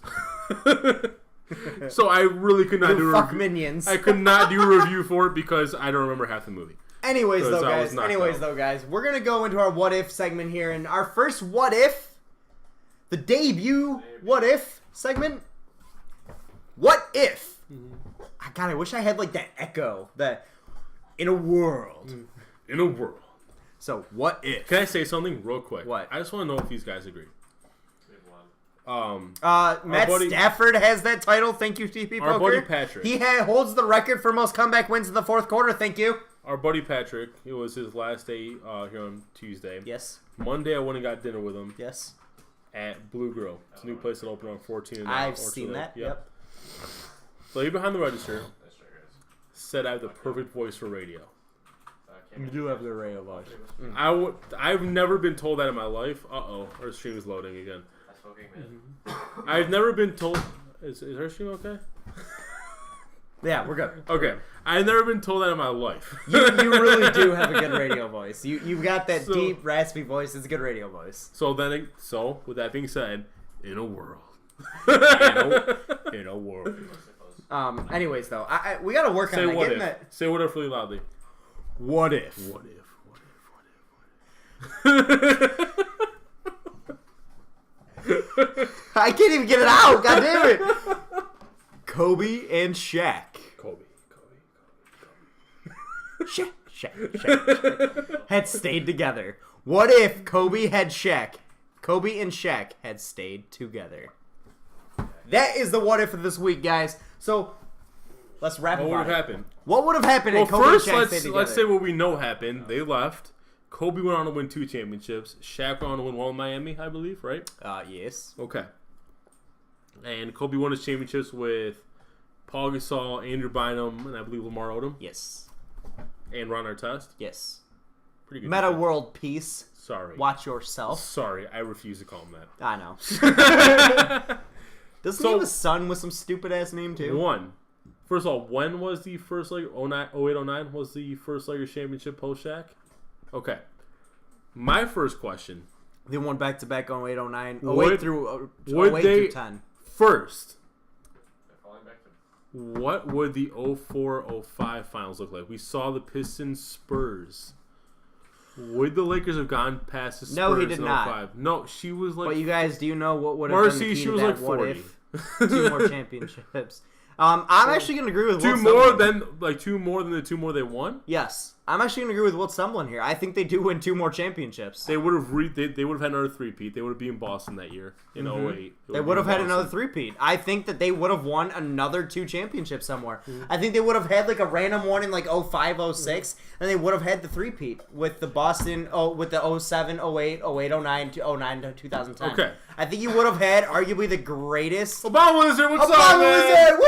All right. Yes, we did discuss that. We Spurs talked lost about that a on- little bit. I think that is a very, very, very underrated loss. That is a big loss in my opinion. And I said I don't understand why they lost them. I don't either. Really, I don't actually. Can we check their cast? Because I really feel like they have cap space. Go to the ESPN trade machine. Just go to the ESPN trade machine. You'll see it right there. Boost the wall. Okay, I got it. Add team 1. Pull up Lakers and San some Antonio. random. Oh, sorry, San Antonio.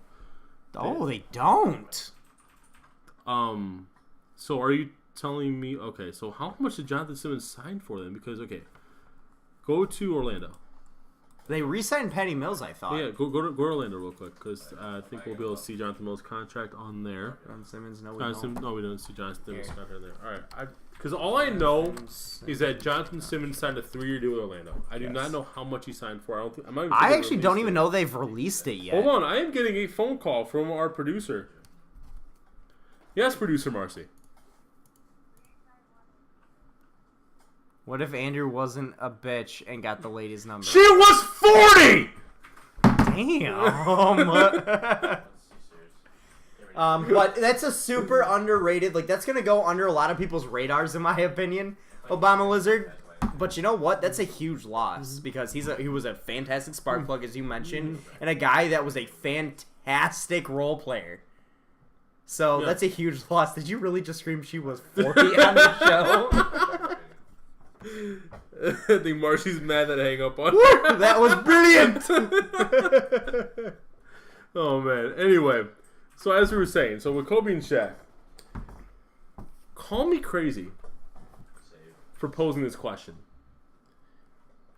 So Shaq never went to the Heat. Does Karl Malone play another year? Does Gary Payton play another No, year? I think they retired either way.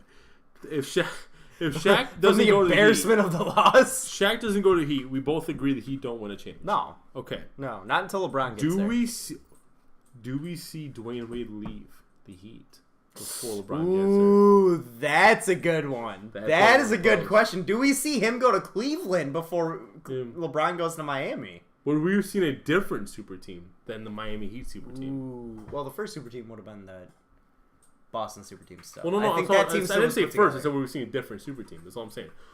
First of all, would it have been LeBron, Wade, Bosh? Would it have been LeBron, Wade, Bosh in Cleveland instead of Miami? I saw it today, Obama Lizard, and I think it's going to happen. I think he's going to get 2 games, personally. Michael Floyd got 4. 4 games suspended. That's going to help our Ezekiel lines. Elliott, Ezekiel Elliott. He's a running back for the Dallas Cowboys. Formerly for Ohio State Buckeyes, who was a rookie last year. Yeah. Someone outside is blasting music. Sorry if you can hear it, guys. They are? Well, we don't hear it. Sorry. I don't even hear it. Is it audible on the stream? Hell yes, he goes to Boston. Ooh. Could you imagine that super team? Wow. KG, Ray, Pierce, That's not fair. The Sorry. Truth. No, they can't. There's no way they can afford that. I'm sorry. There's no way Boston could afford Dude, that. with how corrupt the NBA is, they could do it. They could do it. All right. Oh, man. So, yeah. That's an interesting one. That's an interesting take, Wilt Stumblin. I like that. I'm going to say, though, Dwayne Wade goes to the Cavs instead. Well, let's say he would still have Lamar Odom unless they dealt him somewhere else. Would Wade, Lamar, and Alonzo Mourning? Well, actually, no, Alonzo. Wait, no. Alonzo Mourning was still there. Would that have been enough to win a championship? No, fuck no. Okay. Not with the Lakers still around, with the Celtics around. Yeah. Fuck no. No way. You would have back seen the to Lakers. 05. Back to 05. I think Wilt Stumblin Would hit we it have head had on. a Pistons-Lakers rematch? You very well could have. You very well could have, especially if they bring in some of the talent that they still brought in that year. Which probably means However, though, Pistons repeat? could. However, though, I still think that the Spurs go to that championship game. They were destined to win that title. Yeah. I mean, Big Shot Bob, I ain't going to let that one slip. Big Shot Bob going to win that title. Now, I do think that the Spurs still win. However, come 2005, 2006, Lakers win that title. They come back and win a title. And then 07, 08, win a title. 08, 09, win a title. guarantee we see another 2009, three-peat. I'll tell you that 2010, right now. win a title. I think you see 2 3-peats with one thrown in the middle somewhere random with that Lakers franchise. And then Shaq retires after the 2010 season. No. On top. No. You don't see the Cleveland or Boston Shaq. We have a different alley to go down with this, too. Paul Gasol. Yeah, I was just gonna say double up. You could argue we would never see him on the Lakers You uniform. don't. Where does he Do go? we see him play with his brother in Memphis? Yes, and that would be awesome. Do we see Gasol times 2 in Memphis? Yes. With Gasol times 2, do we see a possible finals appearance by the Memphis Grizzlies?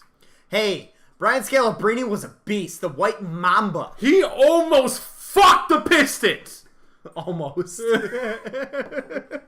2004 NBA playoffs. If Divac grabs that rebound instead of passing it to Ori. Game 5. Game 5. Chauncey Billups is a half-court shot game, tied the game at 84, I believe. Or no, 81. To send it to overtime. Game goes to triple overtime, Game 5. The only reason Pistons didn't win that game is they didn't have an answer for Brian fucking Scalabrine hitting three-pointer after three-pointer. Hey, that actually, TP Poker is going to be one of our future what-ifs. that is That also is one of our future what-ifs. Brian Okay, I'll let you Scalabrine guys doesn't... in a little secret here. Brian Scalabrine doesn't get the nickname... We have like 10 what-ifs right now, and they're all NBA. Brian Scalabrine doesn't get the nickname White Mamba for nothing. He earned that nickname. True. White Mamba. He earned that nickname in one series. Yes, he did. Against the Pistons, no less. Divac got that rebound instead of passing to Ori. Oh, God. Don't remind me. Oh, Vladdy. All right. Vladdy. And Obama Lizard, to say that the Lakers are in a better position than the Kings, to be honest, I'm going to give the Lakers a TBD right now. If they get Paul George, yes. If they don't, they got to go another route. They got to bring in another star.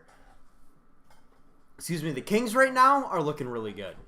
In my opinion, their future's looking good. Their future's looking good. Right now, yes. they Right now they're not going to be a great team. But in the future, that future's looking really good. Buddy Hield looks like a fantastic You know player. what? I'm telling you right now, they need some coaching. They do need some coaching, no doubt. But George Karl's not still the coach, is he? no. Yeah. Buddy Hield looks like a fantastic player. De'Aaron Fox looks like a goddamn star. Not to mention, Willie Cauley-Stein's going to be a role player.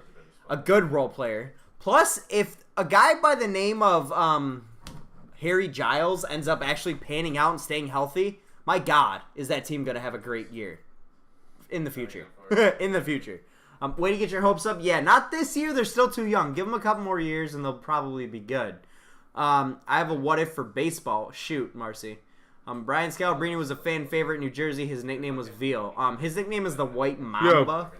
I'm gonna find out for you guys how Alex's date went. Tell the fans.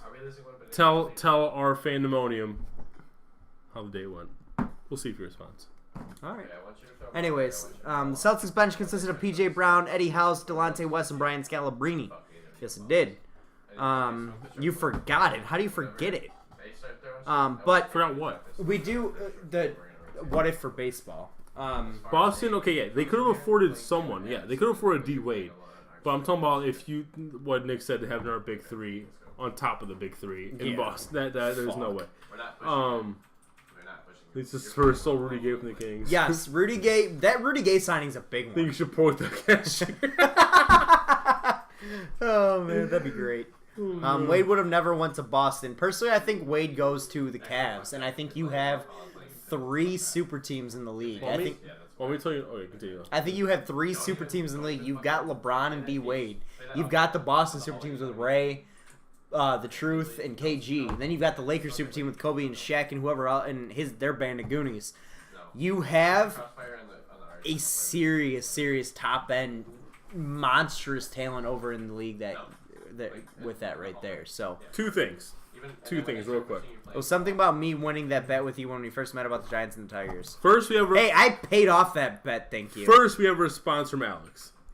He says he thinks it went very well, as long as she's not bothered by the fact that she's a year and a half older than him. Then he should be seeing her again. Okay. Second thing. How do you meet her? I don't know. Probably Tinder. Alex Or is school. Alex If is- she's a nurse, you get him at her at school. He does work at DMC. But Alex is the guy that goes on actual dates with Tinder people instead of just Yeah. hookups. Anyway. What a weirdo. Anyway. Funny story from Lebanon, because Twitch is TP being Poker, a bitch I heard tonight. from my co-host that you're wondering if I pork someone in Lebanon or not. What if Spurs didn't draft Tim Duncan? I did go to a couple bars on Lebanon. I was talking to this one chick who was very cute. Very, very, very cute. You know what the problem is, homie? She lives in Lebanon. No, I'll tell you what the problem is. Her last name ended up being Saman, which is my last name. Cut it off right there. That is rough, dude. You were trying to hit on your cousin in a bar. God damn. I had to cut off right there. You're trying to hit on this man was trying to hit on his cousin in a bar. Not knowingly! You are a long way from Kentucky, my friend. Andrew swiped right. Yes, Marcy. I've seen it. Matt Barnes and Derek Fisher. Matt Barnes, young Matt Barnes. Celtics get Tim Duncan, my God. Hey, Marcy. If they get Tim Duncan, they don't get Chicks KG, in Lebanon dig American dudes, so it makes They it do. like 10 times I actually, easier. this is kind of funny that you mentioned that because I actually read an article on Thrillist of the top countries. That's another interesting one. That one I left off. What if Celtics get Tim Duncan? Yeah, but the article that I read on Thrillist was the top countries in the world that love American guys, and one of them was like there was Lebanon, there was Colombia. There was Brazil, Argentina, a lot of South American countries. Let's think here. Who else was on there? Some African countries. A lot of Southeast Asian countries were on that list. But I found it really funny that you mentioned that. But there's a lot of what ifs in the NBA, and I think the NBA rings true with a lot of them. My cousin yelled at me. He goes, I got a great one for my football. cousin yelled at me. He said Saman's a really common last name in Lebanon. It's like Johnson in America. And I'm like, Really? either way, I'm not taking the fucking risk. If you didn't know it was a cousin, who cares? It's not like you're going back to Lebanon anytime soon. Why do you need those facts, Nick? I was bored at work. Really? You want to know? See, this is an interesting one, though. I got a great one for NFL. What if Drew Bledsoe never gets blown up and Tom Brady has to fill in? What if he never gets injured? What if the linebacker who killed him never kills him? What if Drew Brees never demanded a trade to New Orleans? That too. What if Drew Bledsoe never got hurt? We got previews. Sorry, guys. What if DC started early and Marvel started late? Whoa. That's a good one. I didn't even think about taking this outside That's the a sports good room. one. Technically, didn't DC kind of start early? Clipper Joe? Well, they didn't start extending universe early. You're right. That's a good one, Clipper Joe. Clipper Joe, write that one down. We're going to have to write that one down. Write down the Write- Bledsoe one, too. Write that one down. Sight. Backside. You're fucking nuts, dude. Get that up for you. Give me an AK. Guys! So, What, Marcy? do we have anything else to add to the Kobe Shaq thing? We went so far off the train. I don't even know where we were. Well, we talked about the. What if Andrew and Nick never met in second grade? We didn't. We met in first grade. grade. What? Good thing there was nothing in there. Yeah. Want another beer, by the way? Absolutely. All right. Whatever you're having. What we say? We're doing good. Just keep what we're doing. It's fine. What if DC started before Marvel? We said. Well, you said Bledsoe doesn't get hurt. Yeah, what if Bledsoe never gets hurt? Oh, hold on. Let me talk. Here you go, my friend. Throw that volley. What'd you end up getting? Throw that Okay, good. volley early B. Because I didn't want the land shark. Land Shark, we're going to have to mellow down with. Alright, That's fine. DC starts before Marvel. Clipper Joe, that's a really good one. Thank you, Clipper Joe. That was a really good one. You will see that on a show soon. Anyway, so yeah, we were talking about the Gasol brothers. If they, chance they could have gone paired up. Which that would have been a lot of fun to watch. Yeah, and we were saying. I mean, hell, think about it though. We've seen Griffey Senior, Griffey But- Junior play together. We've never seen. Oh wait, the no, never Salt mind. Brothers Because play. they did draft Marcus Gasol when they had Paul Gasol. Yes, they did.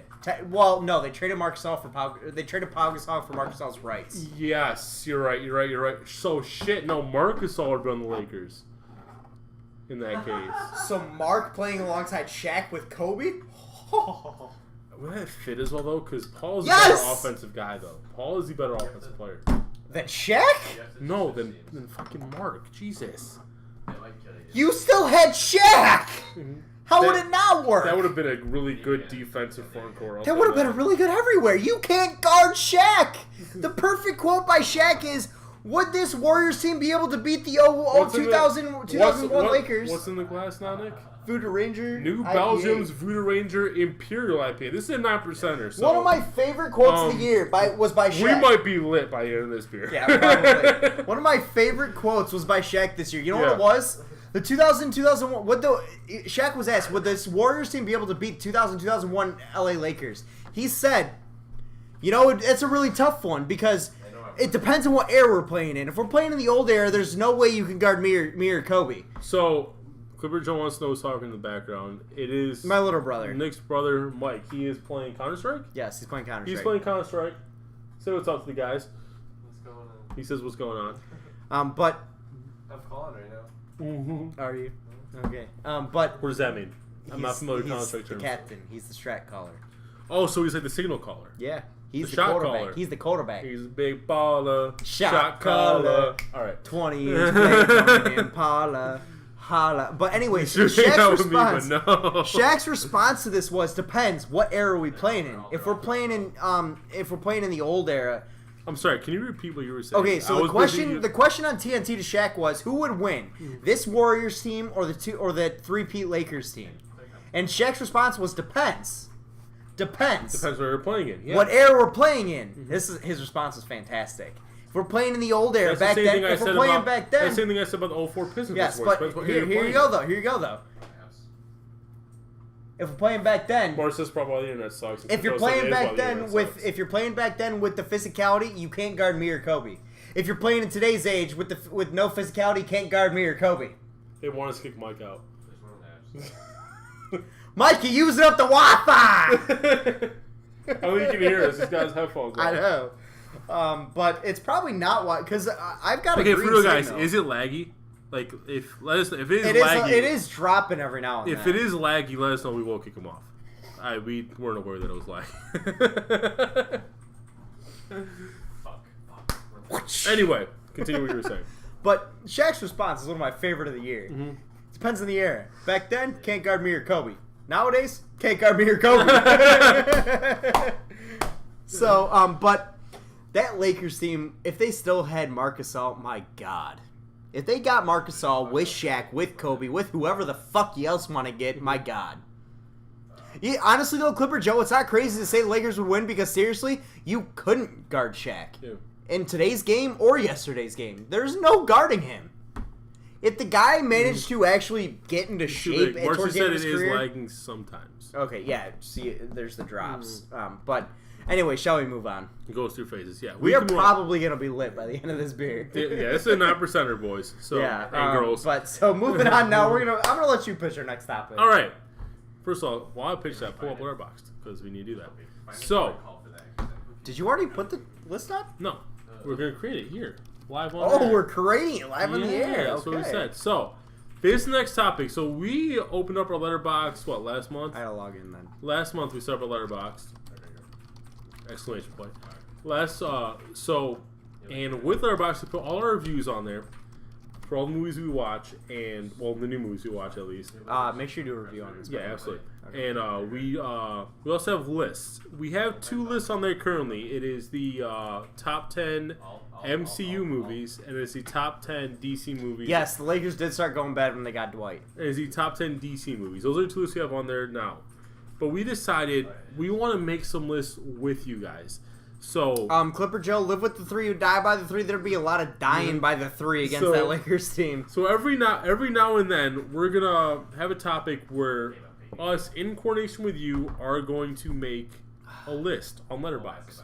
Yes. So, and we want to try to make it as relevant as possible. Today we picked top 10 Scorsese films because of the news that Scorsese first finally got Joe Pesci to agree to starring The Irishman alongside Robert De Niro and possibly Harvey Keitel. Did I spell that right? And he's shooting Irishman back to back with Killers of the Flower Moon, starring Leonardo DiCaprio in it and Robert De Niro.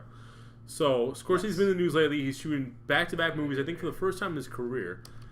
So we figured, what better time to, and he's my favorite director, one of Nick's favorite directors. My favorite director. Favorite director. So we figured, what better time than, and what better way to introduce our letterbox list with top 10 Scorsese films. So us, in conjunction with you guys, we're gonna put our screen up for him, right? Us, in conjunction with you guys, are going to come up with a list of the top 10 Scorsese films. Alright, so let me switch the screen over to our letterbox real quick, guys. Alright, boom! Right there. Alright, so it's a little small for you guys, but you can see it, top 10 Scorsese films. Wait, is there a way we can put them here, though, so we can see their comments if they suggest anything? Of course there is, my friend. There we go. Okay. Of course there is. But anyways, let's look at his filmography real quick. So we've got Raging Bull. We've got Taxi Driver. Boxcar Bertha, Mean Streets, Alice Doesn't Live Here Anymore, New York, King of Comedy, After Hours, Color of Money, Last Temptation of Christ, Goodfellas, Cape Fear, The Age of Innocence, Casino. I'll take over. Okay. Condon, Gangs in New York, The Aviator, keep going. Bringing Out the Dead, Gangs, oh damn it, The Departed, Shutter Island, Hugo, Wolf of Wall Street, Silence, and we're not counting these two, but coming up, Irishman, Devil in the White City, and Killers of the Flower Moon. So, Clipper Joe, 100% wholehearted agree. Goodfellas got to be number one. My opinion, Goodfellas number one. I'll agree with you. Yep, Goodfellas. All right, so we got a number one right there. Goodfellas. Boom.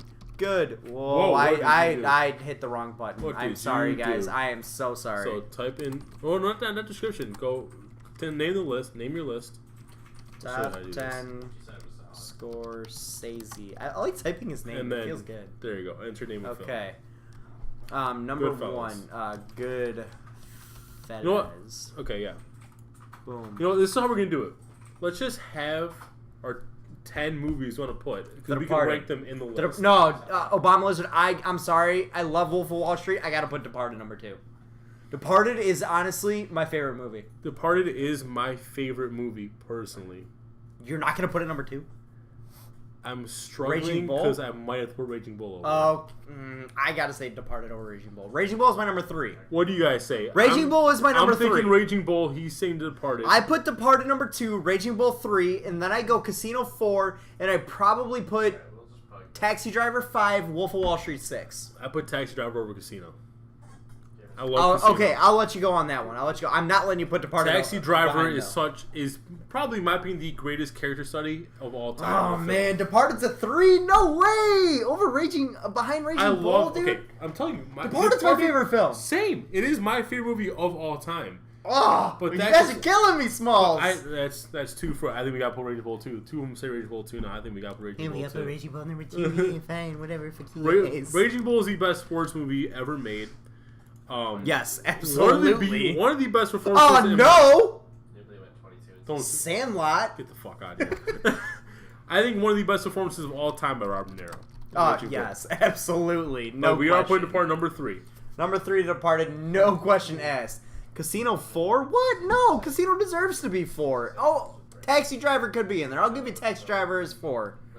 The bench warmers. I would say Taxi Driver, Casino. You know, low-key TV poker, that's one of my guilty pleasures. I love that damn movie. Will Stumblin', thank you so much for coming out, man. Don't forget to shoot us an email. Don't forget to shoot us an email about the Fantasy Football League so that you guarantee your spot. Again, though, thank you so much for coming out. Glad to have you here. And just so you guys know, we as long as Alex is in for it, we do plan on having the guys you see on the show in the league, too. Yes. If we have enough room. Reminds me, I got to talk to Mike about it. Yeah, so you will see Alex in the league. You will see Steve in the league. You may see Mike in the league. Yes, so... I plan on putting Silence top 10. Duh. I definitely plan on... We never did the Silence review, by the way. We actually never did that review. I kind of have to watch it again now to do the review, but... Silence was the... That was a Scorsese film we watched, The Jesuit Priest. With Garfield and Driver. We literally talked about doing that review the next day and we didn't. Yeah. Anyway. That movie was fantastic. Let's keep going on this list. That movie seriously hurt me. It was draining. I would put. I hope I'm not too drunk. I would put Taxi Driver. Taxi I'll Driver. put Taxi Driver 4. I'll agree really with you should there. be high. It should be 3, but I can't. I can't put Taxi Driver over Departed. That's what I'm saying. Like Departed. Like, I can't. As far as a film is concerned, Taxi Driver Which is can the we better just- film, but Departed Yes, is Marcy, so much. it was the one we watched it out. The Departed is so much more entertaining in and of itself, and the Yes. rewatchability part is so much higher that I've probably seen The Departed above 10 times. I can't remember how many times. Above 10 times, Yeah. and every single time I love it. Every time. It's literally it is my favorite movie. It is the So most good. rewatchable movie in my opinion. Casino, I put 5. I Now, can't. what I was gonna say something I totally forgot. Oh no! Can we just take a minute and understand here, guys? At least now you know that I'm still rock. Can we Just saying. say that honestly, Scorsese is the best director of all time? Is there anyone that touches Scorsese? At least one of the best. With the amount of the amount not of best seriously, all time, one of the with best. the amount of 90% plus movies that Scorsese has, is there anyone better? T-Poke says best movies ever: Goodfellas, Godfather, number 1, 1 and 2, And 2. Casino, Rocky, Rocky 1. Departed, Train Day. I'm gonna throw You're in gonna murder me, TV Poker. I'm gonna. I've never seen Rocky. Any of them. Where are you on TV? Where are you? As much of a movie buff as I am, I've never seen any of the Rocky films. I gotta go with my hat now. I don't care about I'm a little bit pissed off at him. I'm a little pissed off at him. that. Are you guys done? No. No, I'm so... Get off the stage! I'm so mad. I'm so goddamn You're mad. gonna murder me. Spielberg is up there too. That's what I'm saying. Like, if not the best, I would say one of the best. My personal opinion, best. It's arguable though. It's definitely arguable. The only reason I could say it's arguable is because a lot of Scorsese movies are very similar to each other. They just happen to be my favorite types of movies, but a lot of them are very similar to each other. You could argue it doesn't have the range. I'm not gonna lie, I've been ignoring you. Because you still haven't watched Rocky. You could argue that he doesn't have the range that someone like Spielberg would have. No doubt. Okay, Spielberg definitely has range, but in terms of But what in a terms guy of filmography, there is nobody in his niche better than Scorsese. No, and also in terms of filmography in general, Scorsese one has a better filmography, I think, Indiana Jones and the Temple of Horrors. and is more consistent. Scorsese doesn't release films at So the if BFG. he's okay, but if he's Scorsese not, doesn't release okay films. if You know he's what I'm not, saying? he releases nothing but greatness. like If you put, but all of his Even- greatness is in even- one genre. I will say that even he's his not films versatile. that aren't as well received box office wise he's definitely are not still versatile. critical darlings. Right? He's not definitely not versatile. Yeah. There's no doubt about that. There's nobody better in one niche than Scorsese is. In Yeah. one niche.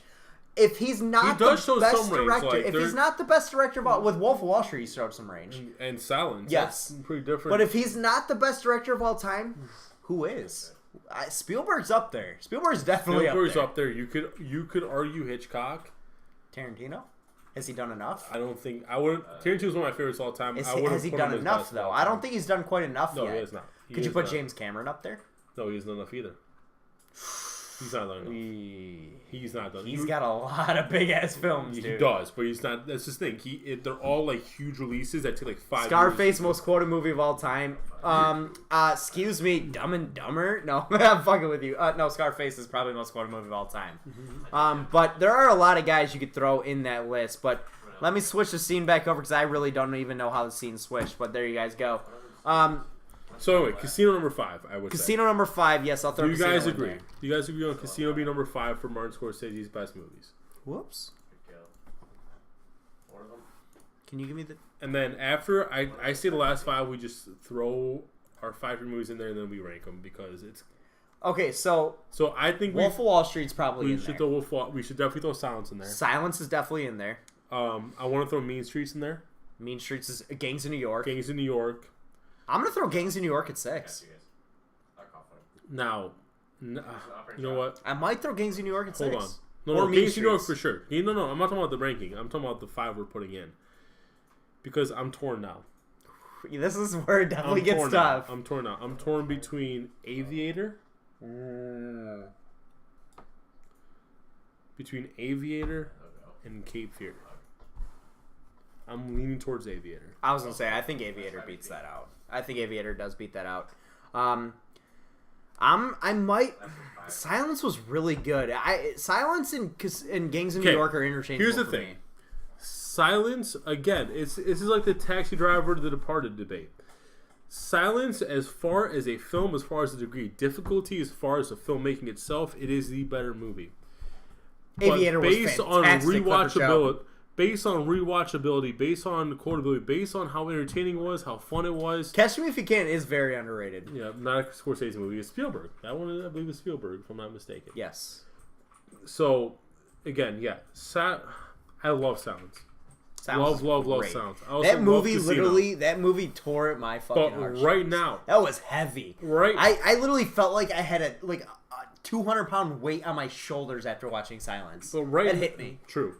But right now, if you were telling what movie I'd be likely to watch again, Silence or Casino, it's Casino. Yeah. Oh my God. If you were to tell me what movie Silence- I'd watch rewatch again, it's probably still Gangs in New York over Silence is so It's so heavy. heavy. It's hard to watch that movie. It's hard to watch that movie. Carlito's Way. That's one of the Al Pacino. I believe. loved I've never actually Silence. seen that Silence is going to go down in history as one of the better movies out there. one. So Hugo, oh dude, Hugo. We left Hugo Yeah, out. that was. I never saw Hugo. I didn't catch Hugo. I think I put Hugo above Aviator. Of Aviator. I might. I think I put Hugo above Aviator. I think I do. That's another one. I think I put Hugo above Aviator. Scorsese's hard, man. Scorsese All right, got so what's many our good six? ones. Either what's our six? Are we? I'm we gonna said- go. So we said, all right, we'll just put the movies in there real quick, hold on, and then we'll Yeah, debate. we'll order Okay, them. So okay. Silence, Gangs in New York. Gangs of New York. Andrew, go to the corner. First, Rocky. Now Hugo. Come on. Silence. Hugo's above Aviator. Yeah, I think Hugo's above Aviator. We said Hit glass. drawing blanks. I can't remember. We say Mean Street. Mean Streets. Yep, Mean Streets. Wolf of Wall Street, I got bum. and then Hugo. I think that's 10. That might be 9. Stret, homie, Stret. Sorry.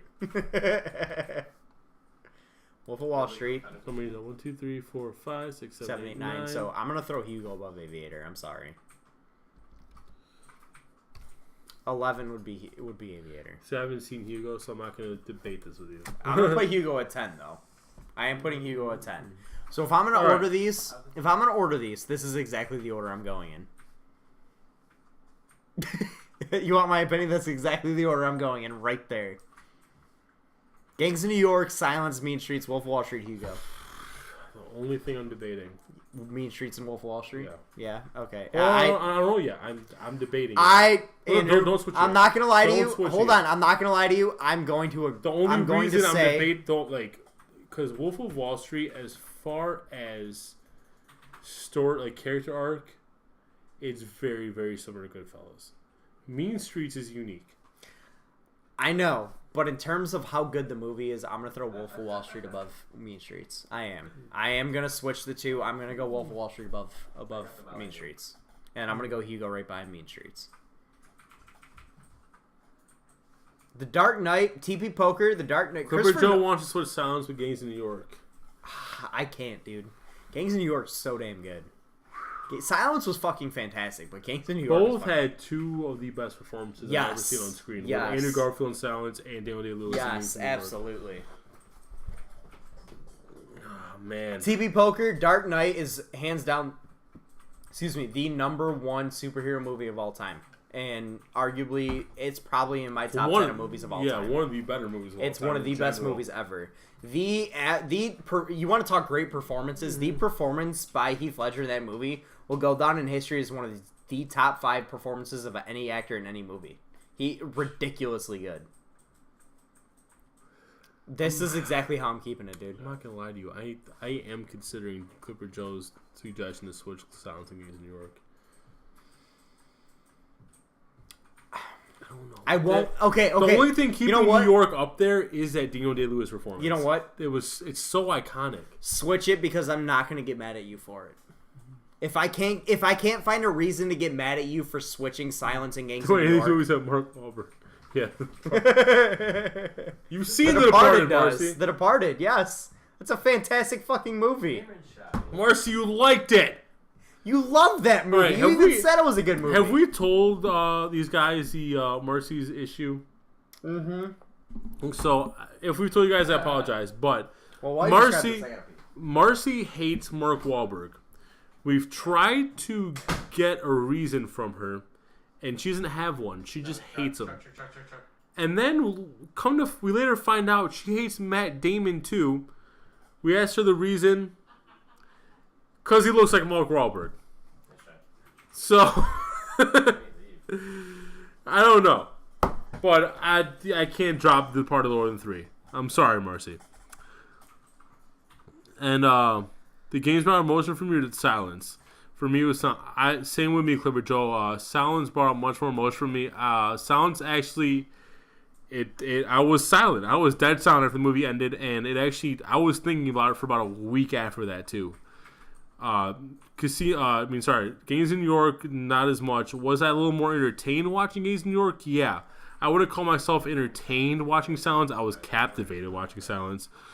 But yeah, Silence elicited more of a reaction out of me. It affected me deeper. That's why I think it, even with Daniel Day-Lewis's iconic performance as the Butcher in Gangs in New York, I still think I put Silence over it. Okay, so, I've heard a little bit about what you said, and I completely agree with you with how I was more entertained with Gangs in New York than Silence.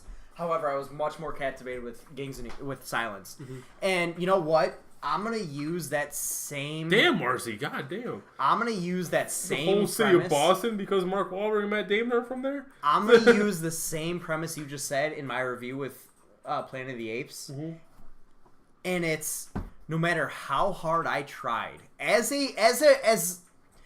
are times, okay, every single movie I watch now, I try to immerse myself in the movie, and at times I try to separate myself from the movie to get a completely non-biased, separate review of the movie as a movie critic.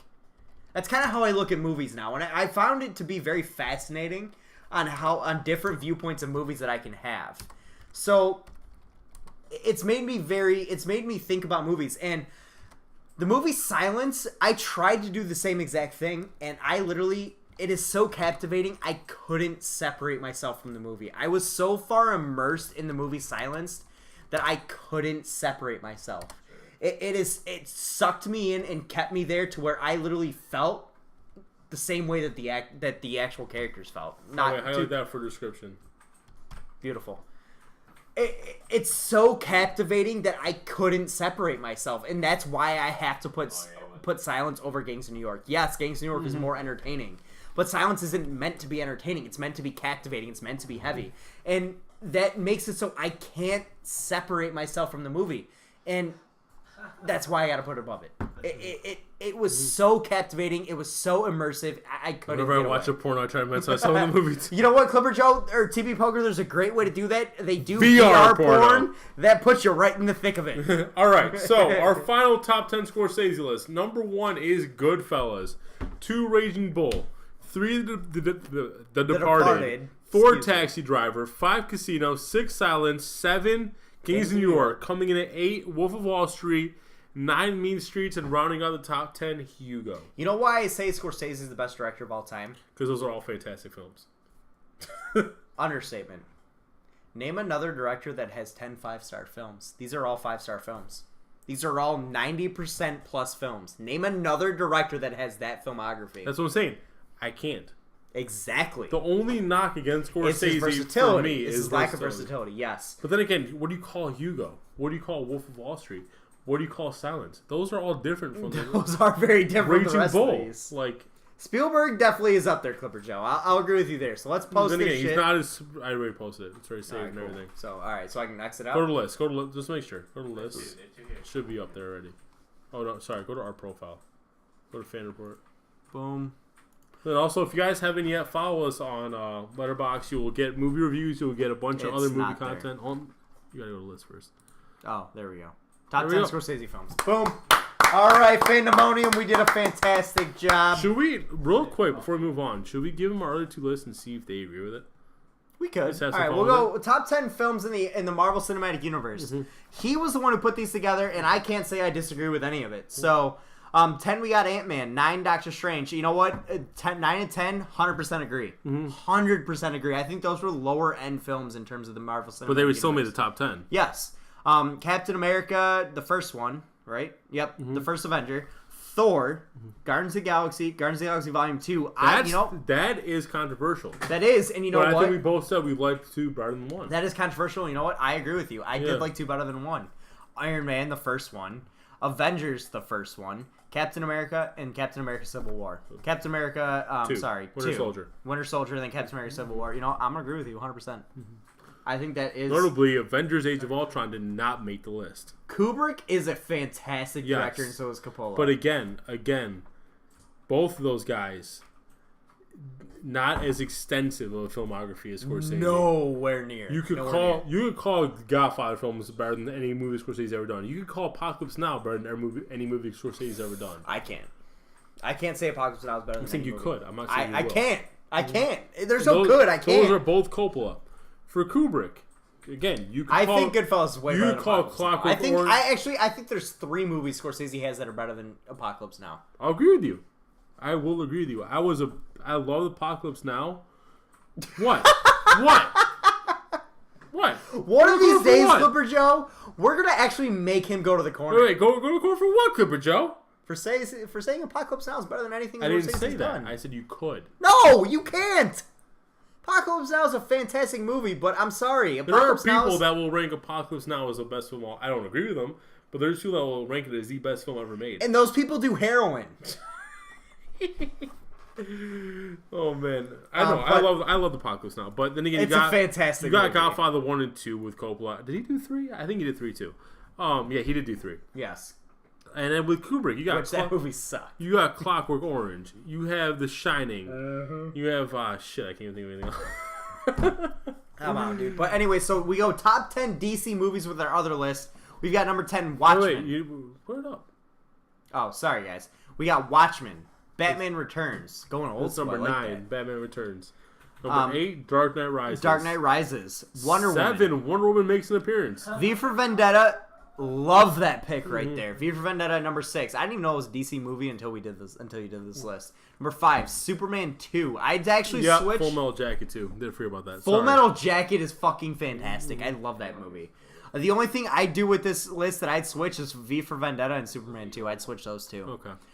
Batman 4, Superman 3, Batman Begins 2, and Dark Knight number 1. And I have to agree. I'm sorry. There is no way you're convincing me out of this top 3. No.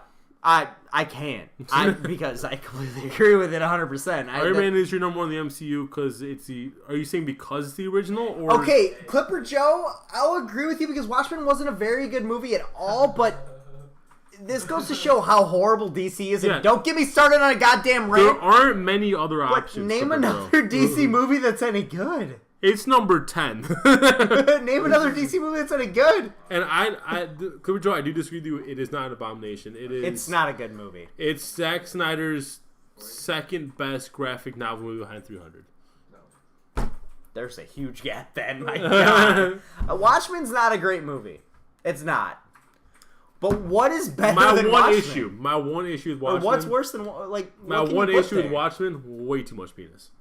Yes, but what You can literally had you, a naked guy throughout the whole honestly movie. though? Think of DC's movies. What can you Clipper put Joe, there? I know you I'll completely put hated. Batman. I'll put Batman and Robin there for the I know pure comic. Clipper Joe, I know you completely hated Wonder Woman, and it did not flop. TP Poker, you and me both, my friend. Are you You talking and me wait, both. Are you talking about Wonder Woman or Watchmen as far as it flopped? Because Watchmen, I believe, did flop, but Wonder Woman did not. Wonder Woman is still going strong. Wonder Woman's still one of the top movies out there. It was way too long. Yeah. But yeah, We do talk about her constantly. I would straight up do so many bad things to Gal Gadot. Nick's conflict here was Superman 2 and V for Vendetta. My big conflict making this list was Dark Knight Rises and Wonder Woman. I wasn't sure which one I wanted to put first. Wonder Woman technically is a better movie, but it's so unoriginal. Dark Knight Rises is bad, dude. It wasn't a very good Watchmen, movie. yeah. Watchmen did flop. Yes. But I don't. The sex scene. Watchmen is a bad movie, but again, though, just because what other movie could you put there? You can't put any of the Again. other. You can't put any of the Schumacher Batmans in. Batman and Robin was a joke. And then from the Batman Forever was a joke. from the current DCU, the only one you can even think about putting is Man of Steel. I poisoned my neighbors and set my condo on fire for a tap kiss from Godot. So anyway, from the current DCEU, the only one you can think of putting in is Man of Steel. You're not putting in Batman vs Superman. You're not putting in Suicide Squad. No. You're not putting in fucking any of the Batman. Not even DCU. You're not putting in the Green Lantern. So like it's. I'll put in Man of Steel over Watchmen. I'm saying Man of Steel could have gone 10. That was not one that I was debating. I'll put Man of Steel over Man of Steel or Watchmen. Watchmen. Yeah, I'll that's what. There's two things I disagree with you. I'll switch V for Vendetta and Superman 2, and I'll throw Man of Steel over Watchmen. Tell you the reason Man of Steel just barely fell off this list? Because of the sex scene? No, not at all. Man of Steel did something that Watchmen didn't do, and that was it disappointed me. True. Man of Steel really disappointed Watchmen disappointed me. I liked I'd Watchmen hand my ex-girlfriend over to ISIS for a PP touch from Godot. I thought Watchmen at least... Dude, I have so many ex-girlfriends I'd hand over to ISIS for a PP touch from Godot. Watchmen... So many. I thought Watchmen at least got close to the graphic novels. Man of Steel disappointed me a little bit as far as comparing the movie to the comics. Man of Steel didn't disappoint me. That's why Man of Steel Watchmen, in the end, made it a number 10. Man of Steel didn't disappoint me a little bit. Man of Steel disappointed me a lot. Man of Steel, I wouldn't say a lot. I wouldn't say a lot. I don't think Man of Steel's that great of a movie. I don't. I think Man of Steel was vastly underdone, vastly underperformed. I thought Man of Steel. You thought it was terrible. I didn't think it was terrible. I thought it was okay at best. Jonah Hex could have gone number 10. Jonah Hex. Watchmen was a poorly executed film, but you know what? Clipper Joe. That says a lot about DC because they fucking suck! Hey Nick, you know who directed Watchmen? Who? Zack Snyder. You know who directed Man of Steel? Zack Snyder. I'm sorry, but DC sucks so bad. So it was like comparing poop to poop and trying to figure out which one to put first. Literally, like from 8 to 10, we're literally comparing poop to poop on this list. Yeah, that's how bad DC is. No. Batman Returns is not poop, and Dark Knight Rises is still not poop. Dark Knight Rises was poop. It was not poop. It was such a bad follow up to the greatest movie of all time. One of the greatest movies of all time. What are you doing? Sorry. What are you doing, my friend? I'm fucking up too. Don't worry. I'm fucking up. I'm sorry, guys. I'm fucking up. Okay, that's our letterbox segment. Yep. So, anyways, guys. Oh, we are on the wrong scene. Okay. I don't think the American audiences bought the storyline about Nolan being president in the 80s. Nixon being president in the 80s. Anyways, guys. Moving on now. I don't even know where our topic list is anymore. Why do we have two of these? That's the most. Shows you do a remote from Marcy's bed. It was overly long. It was. Took me 2 days to watch it, and I was a kid. But anyway, so let's keep moving on. These next two should go by relatively quickly. Yes. So. Anyway, so our number 5 topic of the night, guys. We're gonna tone it down a little bit from that one. Oh my god. Stem from Christopher Nolan saying that he would have Innocent directing a Bond movie if the time is right. So besides Christopher Nolan, for the sake of this conversation, we are eliminating Christopher Nolan from contention. Who do you say would you want to see direct a Scorsese? James Bond? Wow. Okay. Scorsese. And you know why? It would be a totally different Bond movie. It'd be darker. It'd be better. It'd be more interesting, and it'd be fucking awesome. J.J. Abrams is interesting too. J.J. Abrams would be good, but I think Scorsese would put out a movie on Rotten Tomatoes as a Bond film that'd be rated 95% or better. I wouldn't doubt it. You've got arguably the most recognizable character. I really feel like anything Scorsese touches is gold. You've got arguably the most recognizable character of all time, and arguably the best director in that niche of film. It'd be slightly different from. It'd be a really different from Bond films. But Michael Bay. God damn it, no, please. But no, Scorsese would hit a home run. Here's my one thing with Scorsese. Good night, Marcy. Here's my one thing with Scorsese. Good night, babe. I'll come say good night after the show. He's never directed a franchise film. You're right about that. However, I think it'd be fucking awesome. M. Night Shyamalan. I don't think he'd win. I am really 006! Oh, wait! New 009. Andrew's pitch came true. John Woo, that's an interesting one. Has he directed a movie like in the last 10 years. 10 years? Can we look What that was up the real quick, last film please? John Woo directed? I want to say Mission Impossible 2. Did he direct Mission Impossible? I feel like he did. I think he did. John Woo. Can we have filmography? There we go. Okay. Last Yeah, movie. Mission Impossible 2. No? Okay. 2015. He was Okay, the last movie that anyone gives a flying fuck Hold about. on, though. No, it is the As last a- one he directed. He was also producer. As of all those directed, though. He hasn't directed a movie since. Wait. No, these are all directors, but this is director. But he's also producer for these. So, But 2009. the last movie anyone would give a flying Well, fuck about, they directed Mission Rings of Impossible 2. Assassins was decently big. No, never even heard of it. Click on it. Mission Impossible 2. Yeah, I'm saying that was the last one they wouldn't give a flying fuck. It's a fucking Chinese movie. Yeah. All right. I guess I'm thinking of something else then. I think you think of The Assassin. I say John Woo because you love Hard Target. Hate to break it to you, Clipper Joe. Don't know what Hard Target is. Awaiting TP Poker's statement about what I just typed out. Alright, so. Adult films, really? Okay. Ridley Scott, Ridley Scott would be good. That would be an interesting one. So Ridley Scott would be good. Here's my pick. Denis Villeneuve is my pick. Gesundheit. What? Denis Villeneuve, you know him from Arrival. Yes. You know him from Sicario. Yes. He's directing the new what's it called? Fucking Blade Runner. Yep. So Which I don't think they should have touched, by the way. Why would it's you go looking back good to so Blade far, Runner? though. Looking good so far. He directed one movie. That's I like can't- trying to redo Batman and Robin. There's one more movie Which Lego Batman tried to do, by the way. Lego Batman was great. Lego I'm Batman- sorry. There's one movie I'm forgetting. Hold on 1 second, guys. I'm sorry. Denis Villeneuve. Prisoners. That is the Prisoners. most... I'm not going to lie, that is the most French-ass name I've ever heard. But I really like this guy is really good with characters. So I think he could flesh out the Bond character. This 9%er's killing me. Yeah, that's great. I think he could flesh out the Bond character better than any other director has before with the James Bond series. And he's shown he can direct action with Sicario. Yeah.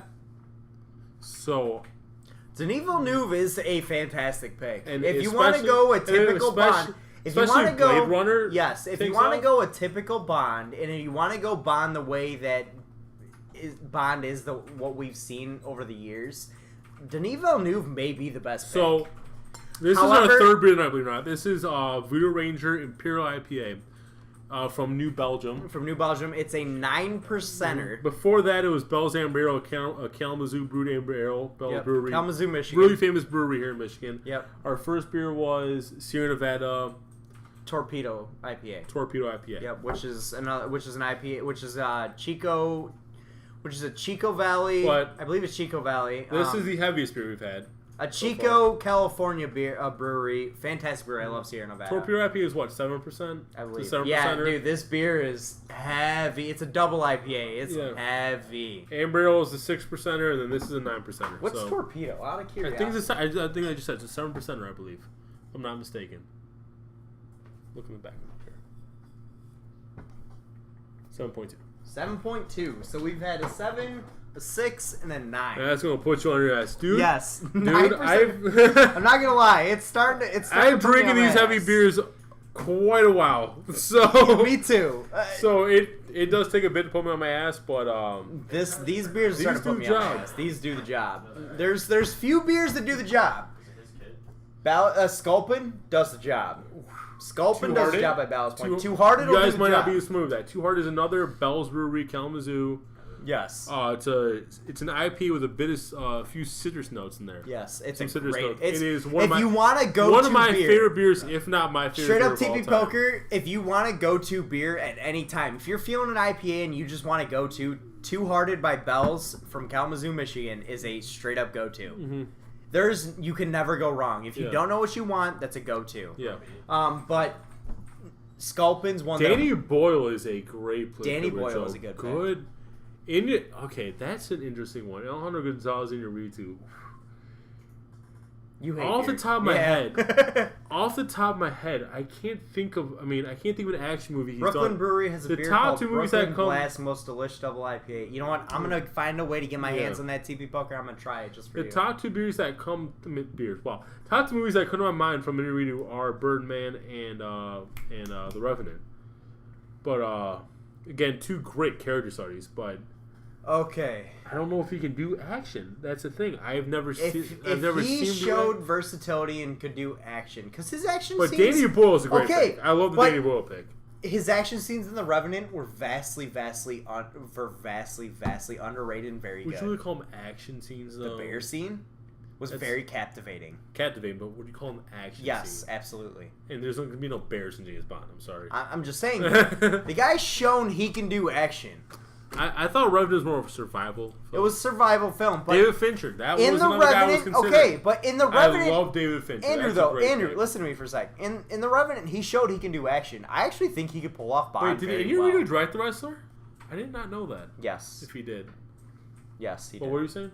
I think he, based off what I've seen from The Revenant, I think he could pull off Well, Bond I'm not saying he very couldn't. well. I just He could do action. Mhm. Based off what I saw from The Revenant, he could do action. The Revenant is one of my top 10, top 5 favorite films. But all I'm saying is The Revenant had no like action set pieces. Obama Lizard, what you I'm know saying? what? If you haven't drank one already, you are late to the party, so get started. Just pop one open right now, buddy. Just pop one open.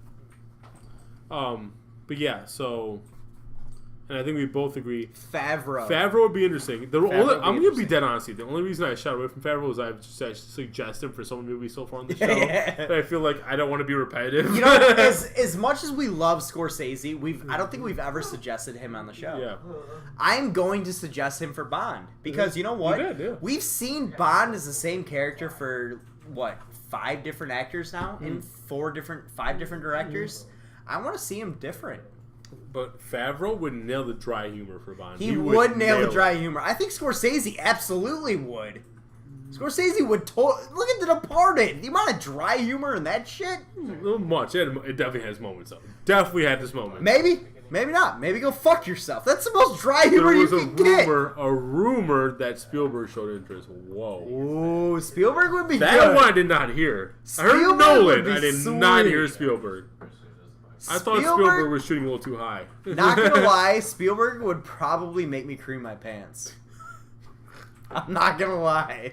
Spielberg If is a Scor- Bond director. if Because, Scor- okay, I love Spielberg on Here- this here we hand, go. and I love Bond on Here we this go. hand. Here we go. So put them together, If and you Scor- got great if babies. Scorsese and Spielberg team up for a sci-fi mafia-esque operatic film. Give me a minute. I said it was on December, then throw in Ryan Johnson. LOL, fettuccine Alfredo in Alright. my underwear. Oh, dude. If Star Wars Last Jedi Yeah. does well in December, then throw in Ryan Johnson's name. It's Agreed. interesting. I That don't is know an any- interesting name because I don't know anything. I'll be honest. I don't know anything he's done before Jurassic World. I don't know I'd anything be he's done. interested to see how the sci-fi genius would be able to translate to the spy But the- action thriller. All I'm saying is the reason that I would agree with that is because that would mark 2 franchises taking over and made a successful film in. Agreed, 100%. 6 and 8. Yeah. I'd just be interested to see how the sci-fi genius would be able to transfer over to the spy thriller. Yeah. That'd be interesting. But my pick is Scorsese. Yeah. Yours is Favreau, whoever No, else. Villeneuve, okay. Villeneuve, and then the second was fuck. Well, I think Favreau is a great Oh, I pick. didn't even pitch my second, did I? No. My second, just based off what I watched. Well, not Mark just Ruffalo. based. Matt Reeves. Oh, dude, Matt Reeves. Oh, my God. I'm surprised I didn't think of that one. Matt Reeves, The fantastic. The way he advanced Caesar's character in Dawn and War, playing the Apes, and then if he does that Batman character I job, wish they if would he make does that another Batman film installment of justice, Cloverfield. I love that movie. TP Poker, you can thank your blessings because I have heard that Cloverfield has a movie coming out soon. Well, I haven't heard Another that. one. I have heard that. I love 10 Cloverfield Lane though. I have heard Cloverfield is supposed to have another movie. I actually saw that today. But if he does this Batman film justice, he automatically becomes one of my favorite directors. After playing the Matt two Reeves. Planet of the Apes movies he did, and then Batman, Yes. he automatically catapults up Agreed. there. Matt Reeves has shown And to then me. he did Kick-Ass, which Matt he did- Reeves has shown to me that he's a fantastic Yeah. director, and I can trust in him. Yeah. So, but Speaking of that leads us right into our War of the Planet of the Apes beautiful transition, my friend. review. Anyways, guys, so we're gonna move into our We War of will the Planet not of the Apes. spoil anything, so do not Yeah. worry about that. We're gonna move into our War for the Planet of the Apes review here. We're gonna try our best not to spoil anything. So No, try back. We will not spoil. we will not spoil anything. So let's get it going. I'm gonna start off by saying this movie. First of all, I'm really excited. I had a hunch what you're gonna say, but I'm really excited to hear what you say because after the film, I asked you what you thought, and you said I'm gonna leave my thoughts for the show.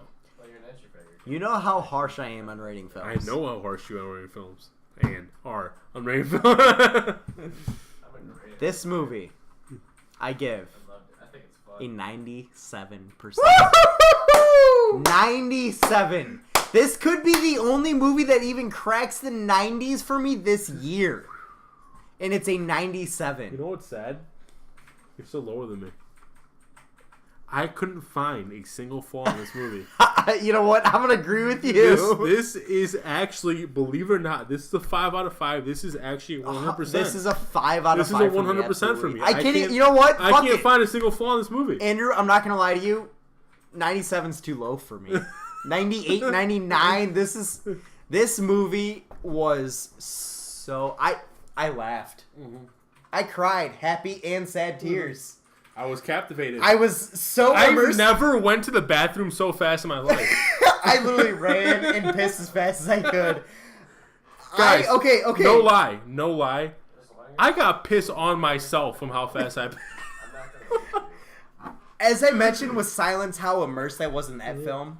I tried. I've gotten really good at separating myself from films as a reviewer, so I could review from the outside. Yeah. I could not find a No, spot. my general rule of thumb in this movie is don't just watch the movie. Just watch. Don't even Yes, think about watch it. Just the movie. Watch the movie, and then Watch the at movie. the end, start developing your Yes. thoughts. Now, in this movie, though, the franchise reboot that good? Fuck yes. Okay, so Clipper Joe, real quick. The first two are fucking amazing. Wednesday, on our next weekday show, we are going to discuss where this trilogy, Rise, Dawn, I'm biting and my War, tongue right now, but I want to throw it up there. Rise, Dawn, and War rank among I our wanna throw it all-time there. trilogies. We are not going to discuss it now. We are leaving it for Wednesday.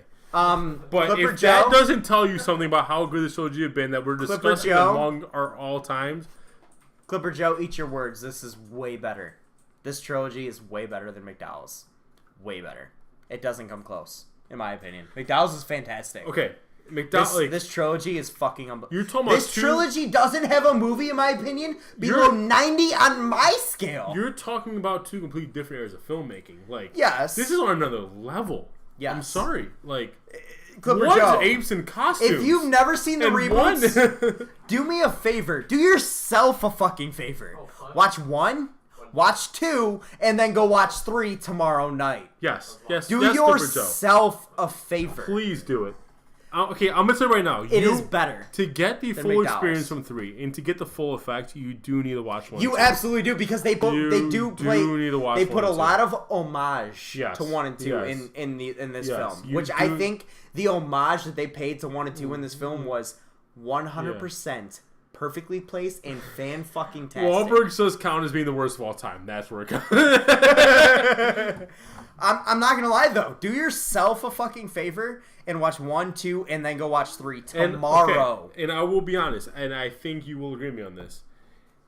This is the type of trilogy where each film gets better. Mm-hmm. 2 is better than 1. Oh, 3 this is better. Than 2. This is better than any of them by far. That's what I'm saying. 2 is better this than 1. 3 movie- is better than 2. This movie, again, as I said about Silence, it was hard for me to separate myself. As a Yeah. reviewer of movies, I've gotten good at separating myself from movies and reviewing from the outside in, as well as immersing myself in reviewing from the inside out. Yeah. This movie, I tried. I literally tried as hard as I could to separate myself. I was so far stuck in the Caesar story, so far stuck in the Rocket story, so far stuck in the Woody Harrelson story, so far stuck in the Ape story. Speaking of Woody Harrelson, that I could not separate myself at all. I laughed. I cried sad and happy tears. I was excited. I was scared. I was amazed. I was surprised. It's an incredible movie on all levels. As far as films are concerned, so I'm not counting TV shows, I'm not counting True Detective. As far as films are concerned, this is the best performance I've seen from Woody Harrelson in a long time. Yes. Outside of Zombieland was a joke. Okay, joke but it's one. different. He had a fantastic, completely different. I can't put on the level of this. I cannot put on this level. In terms of a serious role, this is Woody Harrelson's best movie. Best movie by far. Going to watch this movie on Sunday. Nick's a much harsher one than I am. I'm so fucking harsh with movies. And I honestly... But real quick, please, have you seen the first two? Because I implore you, please, you have to see the first two before you see this movie. This absolutely... There's a lot of sequels where I say you don't need to watch the first two. This one you absolutely have to do. Obama Lizard, I'm super fucking harsh with movies. I agree with Andrew. I can't find a single thing wrong with this movie. The script was fucking perfect. The character development, granted, we've seen it throughout the series. We've seen it even further in this movie. In a third part of a trilogy, in supposedly the end of a trilogy, they're still developing the characters to where I continue to fall in love with them. Yes, I continue. Yes, we're sure. We're sure. I continue to fall deeper in love with the characters in this movie. In the third establishment of a trilogy, the third edition of a trilogy, I continue. Wonder Woman was good. It wasn't great. It was good. You gotta give it at least Clipper Joe. Clipper Joe. I won't say Wonder Woman was great. I won't. I'll agree with you there. However, this movie is unbelievable. It is okay. If you want to talk, Obama Lizard. I saw both of them in theaters, and that was it. I haven't seen them since. You're good if you've seen them. You'll be fine. You'll be fine, yes. As long as you remember just some character points. It absolutely will help to see them again, though. Yeah. I will say it will help. It's not going to hurt you to see them again, obviously. But this movie, this is one of the most... It's not going to get that detailed. This movie, as long as you remember the general story of Caesar. Wonder Woman or Planet of the Apes and as long as you remember... Clipper Joe, give me the Planet of the Apes reboot franchise 100 times out of 100. Yeah. And so, Obama Lizard, as long as you make sex. As long as you remember the general, I hand over my card to make sex with Godot. Possibly. So, Obama Lizard, as long as you remember the main story arc of general story arc of Caesar, and as long as you remember just the main characters, they do help you out in the beginning. They do. As long as you remember the main characters of Rise and Dawn, you'll be fine. Yes, that's all you need. Just Dawn, not Rising Dawn. Just Dawn. Rise and Dawn. Yeah. Because Rise will help you with the storyline of Caesar. Yeah. However, I honestly though, if you were to take the definition of a captivating film, I don't know. I've seen a better film in the last. Joe, real quick, both Best Buy and Walmart have sales in the first two. I just bought them too. I believe it was $7.99 a pop. $7.95 per film. I'm serious about this though. I don't know that there's a better definition of a captivating film that I've seen in the last 5-10 years. Wow. This film is so captivating on so many levels. It sucks you in and holds you in. So basically, what you're saying, you feel like you are part of the goddamn regiment. What you're saying is because 11 years ago was when The Departed was released. So you're saying it's the most captivating film since Scorsese's The Departed. Yeah. Wow. This film pulled me in so far. Wednesday TV Poker. And thank you for sticking around. We are TV Poker. Have a good night, my man. Thank you for coming out tonight. This review's over, so thank you for sticking around. Thank you for sticking around. Have a good night, my man. Thank you for coming out. Our next show is Wednesday night, 10 o'clock. Yeah.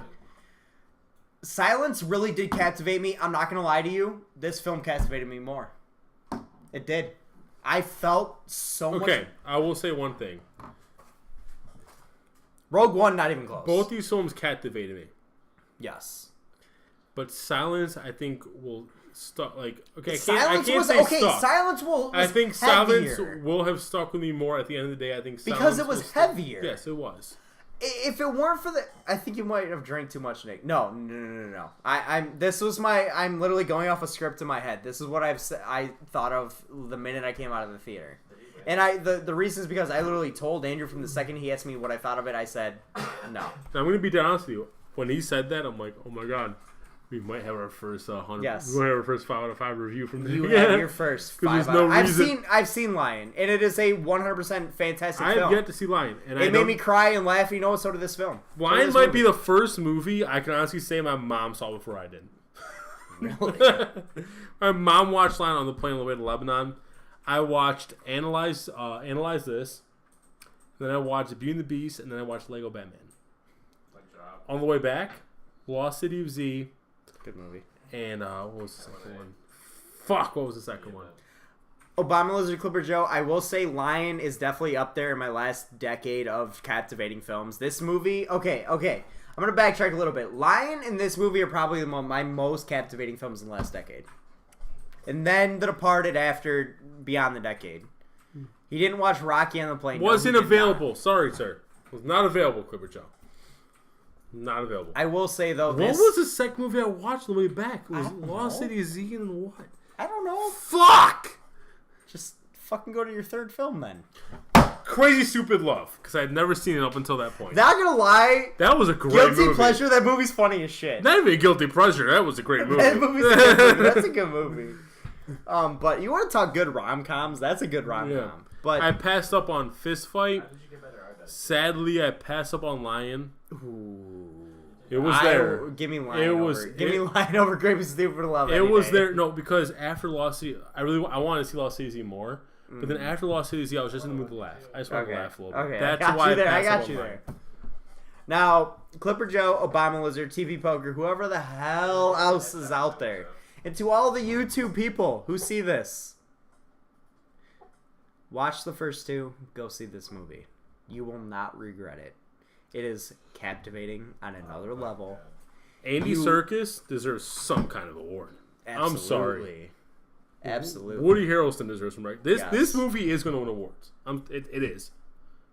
Aren't the Apes reboot films the reason why Serkis has his own motion cap? I mean, he also did Gollum / Smeagol in Lord of the Rings. So I don't know if it's one of the reasons. Yes. I don't know if it stemmed from the Lord of the Rings trilogy, the Gollum / Smeagol character they did in Lord of the Rings, or if it stemmed from Apes. Apes. I'm not sure. Halfway through Lion, I stopped watching and thought about my life. But I'll agree with you there a little Serkis, bit. Yeah. Serkis is the best mocap actor that we have seen. Yeah. Sorry, he is. Yeah. This movie just it spoke to me on levels that I don't know that I can describe. It honestly could be my only 90% plus film of the year, of the next 2 years, 3 years. Fuck it. This is probably gonna be only 100%. This is Baby Driver honestly, came close. This is really honestly close. as close to 100% as I can. I was get. really close to giving Baby Driver 100, but let me tell you, if you read my review, I say the opening chase sequence was so difficult and so well done It's amazing. that it never got topped throughout the rest of the movie, and that's kind of what let me down. Yeah, is that it was a set big a letdown. bar that the rest of the movie never reached. Are there end credit scenes in the third film? No, No. there are not, Clipper Joe. No. I mean, I'm already 17. This movie is as close to 100% as I've gotten in a while. Mhm. And this movie really is fantastic, and you really need to go watch it. It touches you, and you laugh, you cry, Yes, you yes. smile. It was. This was when we did our summer movie show. This was This among our most Obama Lizard, if you anticipated. go back and see some of the earlier shows, this is my most anticipated film of the year. This is my second most behind Spider-Man.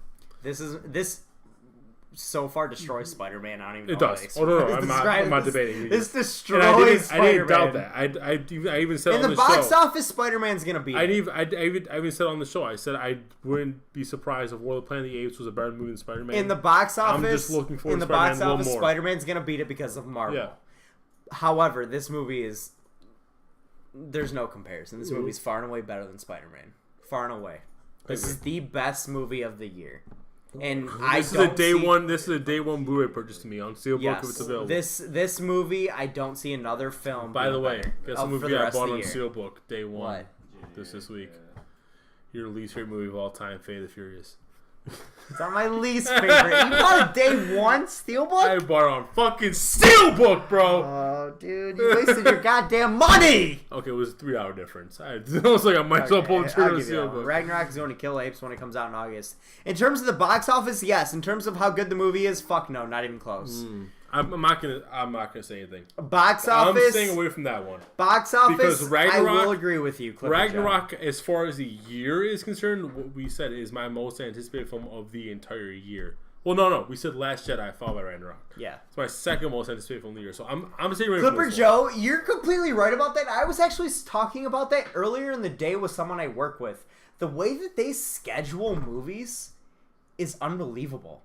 They literally make you go to the movies 5 straight weeks in the summer, give you a break. Mm-hmm. And they hit you with a fucking amazing movie in September, and then they give you a break. Yeah, Last Jedi. Then they hit you with one, and and then they hit you with one good one in November, and they give you a break. Then they fucking throw blockbuster after blockbuster, 2 or 3 in December, with one that could be arguably the greatest movie. Let me say one thing. I'm currently studying up on the Hollywood financial side, the economic side of Hollywood. But there's one thing I still understand, and it is money planning. You're right about that. And that is, I do get it. I do get that summer season is when all the kids are back from school. That's when, and they throw out their younger movies, their simpler films, the Spider-Mans, the Thors. But here's what I'm saying. Things like that. Here's what I'm saying. It's gotten to the point though where the summer movie market is so oversaturated, where your opening weekend. You do kill it your opening weekend, but then the next weekend the new movie comes out, and then you see drop offs. Yeah, you see drop offs. Yeah, but when you with example Deadpool, could I see this? Are you talking about Apes going when you up have against a Guardians of movie, the Galaxy? When you have a movie that you know is good, wouldn't it be more advantageous to the studio to release it in February, kind of like Deadpool did, and have that longevity? Absolutely. So spread it. Look what Avatar did. Spread it out. I don't know when Get the longevity. I'm not sure what month Avatar. Clipper Joe, are you referring to Planet of the Apes? Yes. Okay. In terms of because of Marvel. Okay, you've heard on the show before. A Marvel movie gets a free $400 million. Free, funny money, guaranteed with a Marvel movie. Yeah.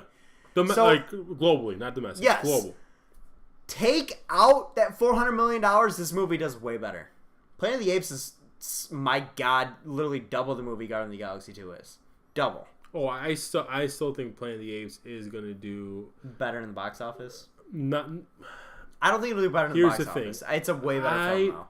Based on the studios always release their blockbusters in summer because of the kids. Absolutely, you're right about that, Clipper Joe. I'm not gonna lie though. I'll predict Planet of the Apes hitting 500 million. I'll agree with you there. Based on one word of mouth and international box office. Because believe it or not, whether you like it or not, international box office loves the things that their own domestic release can offer, and that's special effects and action. Now, Clipper Joe, I'm gonna say that after seeing these movies back to back, because of the kids. Clipper Joe, I'm gonna say after watching these movies back to back, I'm tired. My heart is tired. And we got another one next weekend, bro. We do. We got Dunkirk. I'm tired. I hate the fact that they release these movies week after week after week after week after week. It makes me tired. I'm so tired with movies. What tires me out, I'll be that honest. Is the fact that I'm so captivated in all of them. Writing these reviews tires me out. Yes. But I could live in a movie theater. Oh, I've seen Baby Driver twice already. Don't you probably gonna end up seeing Spider-Man a second time at some point. Probably gonna end up seeing this a second time. Don't get me wrong. I don't get me wrong. I love every single time I go and see these movies. Mm-hmm. But when I come out of these movies, I find myself more and more tired because these movies are so heart-wrenching in so many levels that it's just like, it's hard. They need to spread these out. Why do you think I wait for it to wait? Out on the internet. I could never go to the theater every week. Clipper Joe, I could totally see why someone would go the same route. Here's the thing. I actually just had this debate today at work. It's so hard. I had this exact debate. It's expensive. One. I told my assistant. He's the intern. He's the intern where I work, and and I told him I was leaving a little bit early, and he said, "Where are you going?" And I go, "I'm going to see a movie." And he goes, "Why do you go see so many movies?" I'm like, I just love... we have a show. Yeah. I just love being in the theater. And then he proceeded to tell me about this thing called, like, chemo or something. I don't know what the fuck it was called. And he was saying, like, you can watch does make a difference. There's a difference. There's a difference between watching a movie in the theater and watching it at home. Yeah, he's... Okay. I wouldn't call him my full-fledged assistant. He's the one... He's the one intern where I work, and he helps me in a lot of my tasks. He's like, I basically kind of give him stuff to do, and he helps me a lot. So he is kind of like halfway my assistant, yeah. But he also the helps theater well. aspect of movies puts it on another level. It Yes. does. It is, however, Clipper Joe, I will agree with you on the respect that it is super expensive for one. Mm-hmm. Two, it's tiresome. Mm-hmm. I could tell you right now, I could go and see, of the 3 movies we've seen in the last 3 weeks, I can go and see all 3 of those in 1 to 2 nights on DVD. And not be tired. Yeah. And I could go and write reviews about them, talk about them on the show. But I put so much heart and soul into the films that I see in the theaters so far in the last few weeks that it drains me. And you know what? I got to refuel throughout the week to go see Dunkirk next week so I can trash Christopher Nolan for putting out a PG-13 war movie. I'm kidding. This movie's going to be great. Theaters are on their way out. Well, yeah, with the... you know what? I don't know, to be honest with you. Clipper Joe, I'm going to disagree with you. Theaters are at their all-time high, in my opinion. As far as box office revenue, I don't know about profits, but as far as box office DirecTV is trying to release new believe movies it or not, right after their theaters initial run. don't not theaters, studios don't make profits off their movies.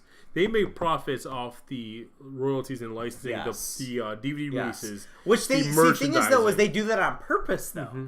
Because they know that when a movie is a hit in the is a blockbuster film and a hit in the box office, they're going to make a shit ton off royalties and other merchandise and things like that. They do that on purpose. But it's a business strategy. But Clipper Joe, as far as you said, we had discussed on the show before, and I do agree with you to an extent that Netflix having its own releases now, and that's a big thing, and we have talked about which is going to set off a chain reaction with Amazon Prime, who now they're all going to have their own releases.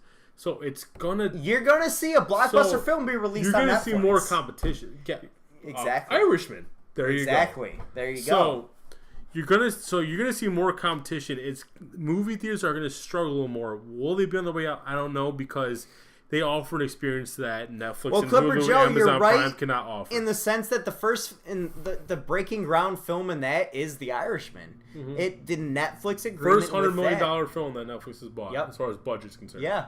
It's going to be a blockbuster film that's released on Netflix. But the reason I think the movie theater will survive is because they offer something that these streaming services do not offer, and that is the experience of going to a theater, watching it with. I will say I thoroughly enjoy watching a movie in a theater than I do at home. Mm-hmm. Granted, watching a movie at home, it's great, but I feel a lot more relaxed. I don't feel like I get as captivated into it as I do as you don't have the sound system you're gonna get in a theater. Even if I have, even in you watching, you don't have the films, massive screen you're gonna get. I've watched films on an 80-inch screen in a basement, in a movie theater style basement with surround sound and everything, in a Bose surround sound. I feel fantastic. Like I'd be captivated by that.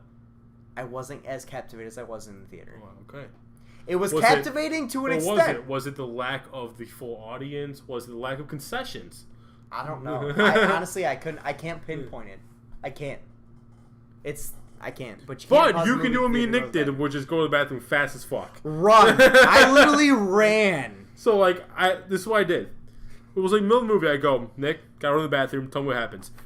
Booked it. Was back in what, a minute? Yeah. Minute flat? I'll be straight up One scene went by. Nick tells me, all right, this happened. All right, Nick, go. Bathroom. Run. Nick comes back. What happened? Got you. Bam. Done. Span of 3 minutes, both of us in the bathroom. Yeah. And that includes washing our hands. Yes. Because we were still eating popcorn. Yes. But no, this movie, you definitely need to go see. It's fantastic on so many levels. Yeah. And it is probably going to be my only 90% movie of the year. And perfect. Unless Star Wars or Thor perfect hits end to this trilogy, by the way, too. Yes. My God. I was hoping to God they weren't going to cliffhang it at all. I was hoping to God they weren't going to hint a possible sequel, and they ended it. And it is a perfect end to this trilogy. Possible sequel. That's another thing we're going to discuss. And I was so happy. That is another thing we're going to discuss in that show is possible sequel. I don't see it because I can't say anything. All right. You know, coincidental Clipper Joe, we went to a Phoenix theater. Okay, I don't know if I'm just a little drunk, but for a second I thought you said you went to a theater like in the Phoenix theater. I'm like, whoa, there's more than one Phoenix theater.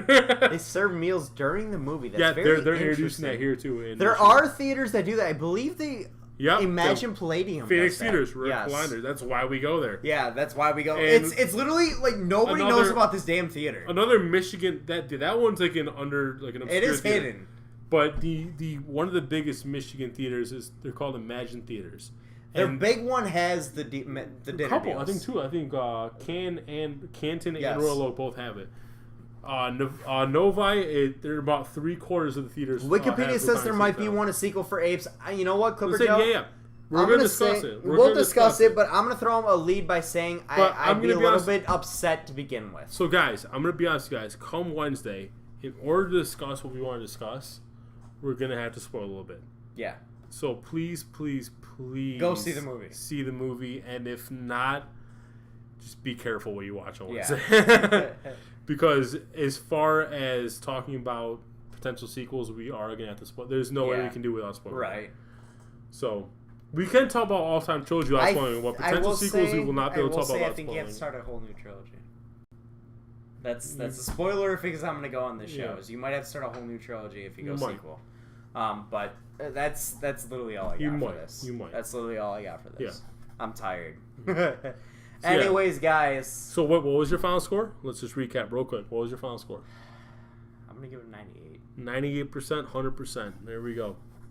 Probably the only movie that's going to get 100%. That's the only movie I'm gonna give 95 or higher this year, unless Star Wars blows Or me Thor away, Ragnarok. or Thor blows me Those away. are the only two I think even potential. Have a chance. Big Sick, maybe. I still have to Maybe. watch it. But I've this heard very good movie things. is That was on my probably dark going horse to list, be so. my highest movie of the year. This is without a doubt going to make our top 10 list. This Without a doubt. movie may even be the highest movie I score for the next 3 years. So here, you guys I have actually- to understand, I don't score shit in the 90s. He I doesn't. could go years without a 90 doesn't. movie.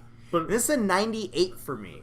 Too Fast and Furious with Planet of the Apes, Tokyo Drift, Dark Knight. Yes! I want to Give me legitimately that ask you shit. guys. So I legitimately want to ask you guys this because I want your opinion. So come end of the year, we are going to do a top 10 list for movies released in 2017. 2017 top 10 movies of 2017. Now, we can do a top 10 worst movies of the year, but since we're not like Let's do legit, both. here's the thing: since we're not legit movie critics, chances are 90% of the movies we have not That's seen true. in those worst movies lists. We're gonna go. Well, off. how about we go of We're movies gonna we've go seen? off. We would be going off word of mouth. But Of movies hold we've on. seen. Let's go top... We could go off movies we've seen, but what do you guys want us to go legit worst movies based on what people say? See, I have yet Or- to see Clipper Joe. Or do you guys Yet to see. want us to do just top 10 worst movies based on what we saw during the year? Because we would obviously put movies like 50 Shades Darker in there, but neither of us are gonna watch it. Oh. Let's be honest here. No, I haven't even seen the first one. Unbreakable. Neither of us are gonna like, or what was it, Unstoppable, whatever the fuck it's called with Captain Heigl. Neither of us are gonna watch that shit. So, if you guys, whatever you guys want us, like, just let us know, and that's the route we will go. Yeah. Let us know. You don't rush it or anything, Yeah, but we have till December. yeah. Top Top movies you guys have seen. Okay. Anyways, though, guys, thank you. Top movies we have seen. So, do you not want to see the bottom then? That's Wonder the Woman question. put that on the list. It's not. It's probably not going to be in the list. I'll be honest with you. Of top 10. Of top 10, I mean, I already have. Let me see, because I'm doing a running list right now. I'm going to do some eliminations. I won't lie. Of the last 3 weeks, I've got 3 movies I'm throwing in my top. Of the 5 movies I've seen, I've got 5 I'm throwing in the top 10. 5 of the movies I've seen, I'm throwing in the top 10. I already have 9 above it, so. Nice. Anyways, though, anyways, guys, thank you so much for coming out tonight. Why not? All right. We could try it. Anyways, guys, thank you so much for coming out tonight. Next show, 2017 movies that can make you vomit. We could do it. We could do it. Yeah. What do we think are going to be the worst movies for the second half That'd of be the fun. year? That'd be fun. Let's do it. Let's do it. All right. Anyways, guys, thank you so much for coming out tonight. I had a shit ton of fun as Andrew slams the rest of his beer. Oh, Can't end the show with beer left in the fucking tank. Are you kidding not. me? Obama Lizard, see you next week as well. Yeah. Wednesday night, 10 o'clock as I'm going to be usual. dead honest. This is close to 3-hour show. This one flew by, though. Oh my God, This one yes. flew by. Flew by. But yeah, thank you guys for coming out tonight. We had a blast. I hope had you guys did as so well. much damn fun. Yeah. We as promised you guys a fun know, show on Twitter and Facebook, and As you guys I hope we know, delivered. Wednesday night, 10 o'clock. If you guys like what you saw tonight, please feel free to hit the follow button down below. Also, if you guys really like what you saw and you want to stick around, you want to be a big part of the Fandomonium, hit that subscribe button down below as well.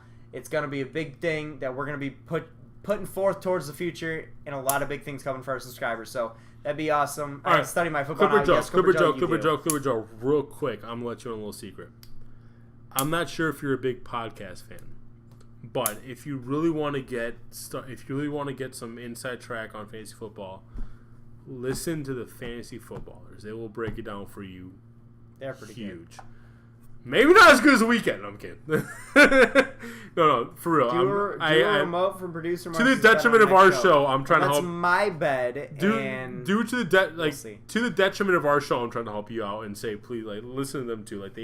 They're great as far as fantasy football is concerned. They really are. So yeah. But anyways, guys, thank you so much. Hit us up on Twitter if you guys got anything you want to talk about at Real Fan Report. Send us an email, contactfanreport@gmail.com if there's anything you want to talk about, or if you want to join the fantasy league. Check out our letterbox. Check out our movie reviews. Please give us a follow there. War for the Planet of the Apes. We have 0 followers on there now, so please give us a follow. Check us out on Last Word on Sports as well. We got a lot of articles up there as well. So, but anyways, guys, thank you so much for coming out. This has been the Fan Report, where it's by fans. For fans. Every single time coming at you guys. Thank you again. Peace out. Peace. Have a good night. Have a good Friday night, and have a good weekend. We'll see you on Wednesday. Have a great weekend.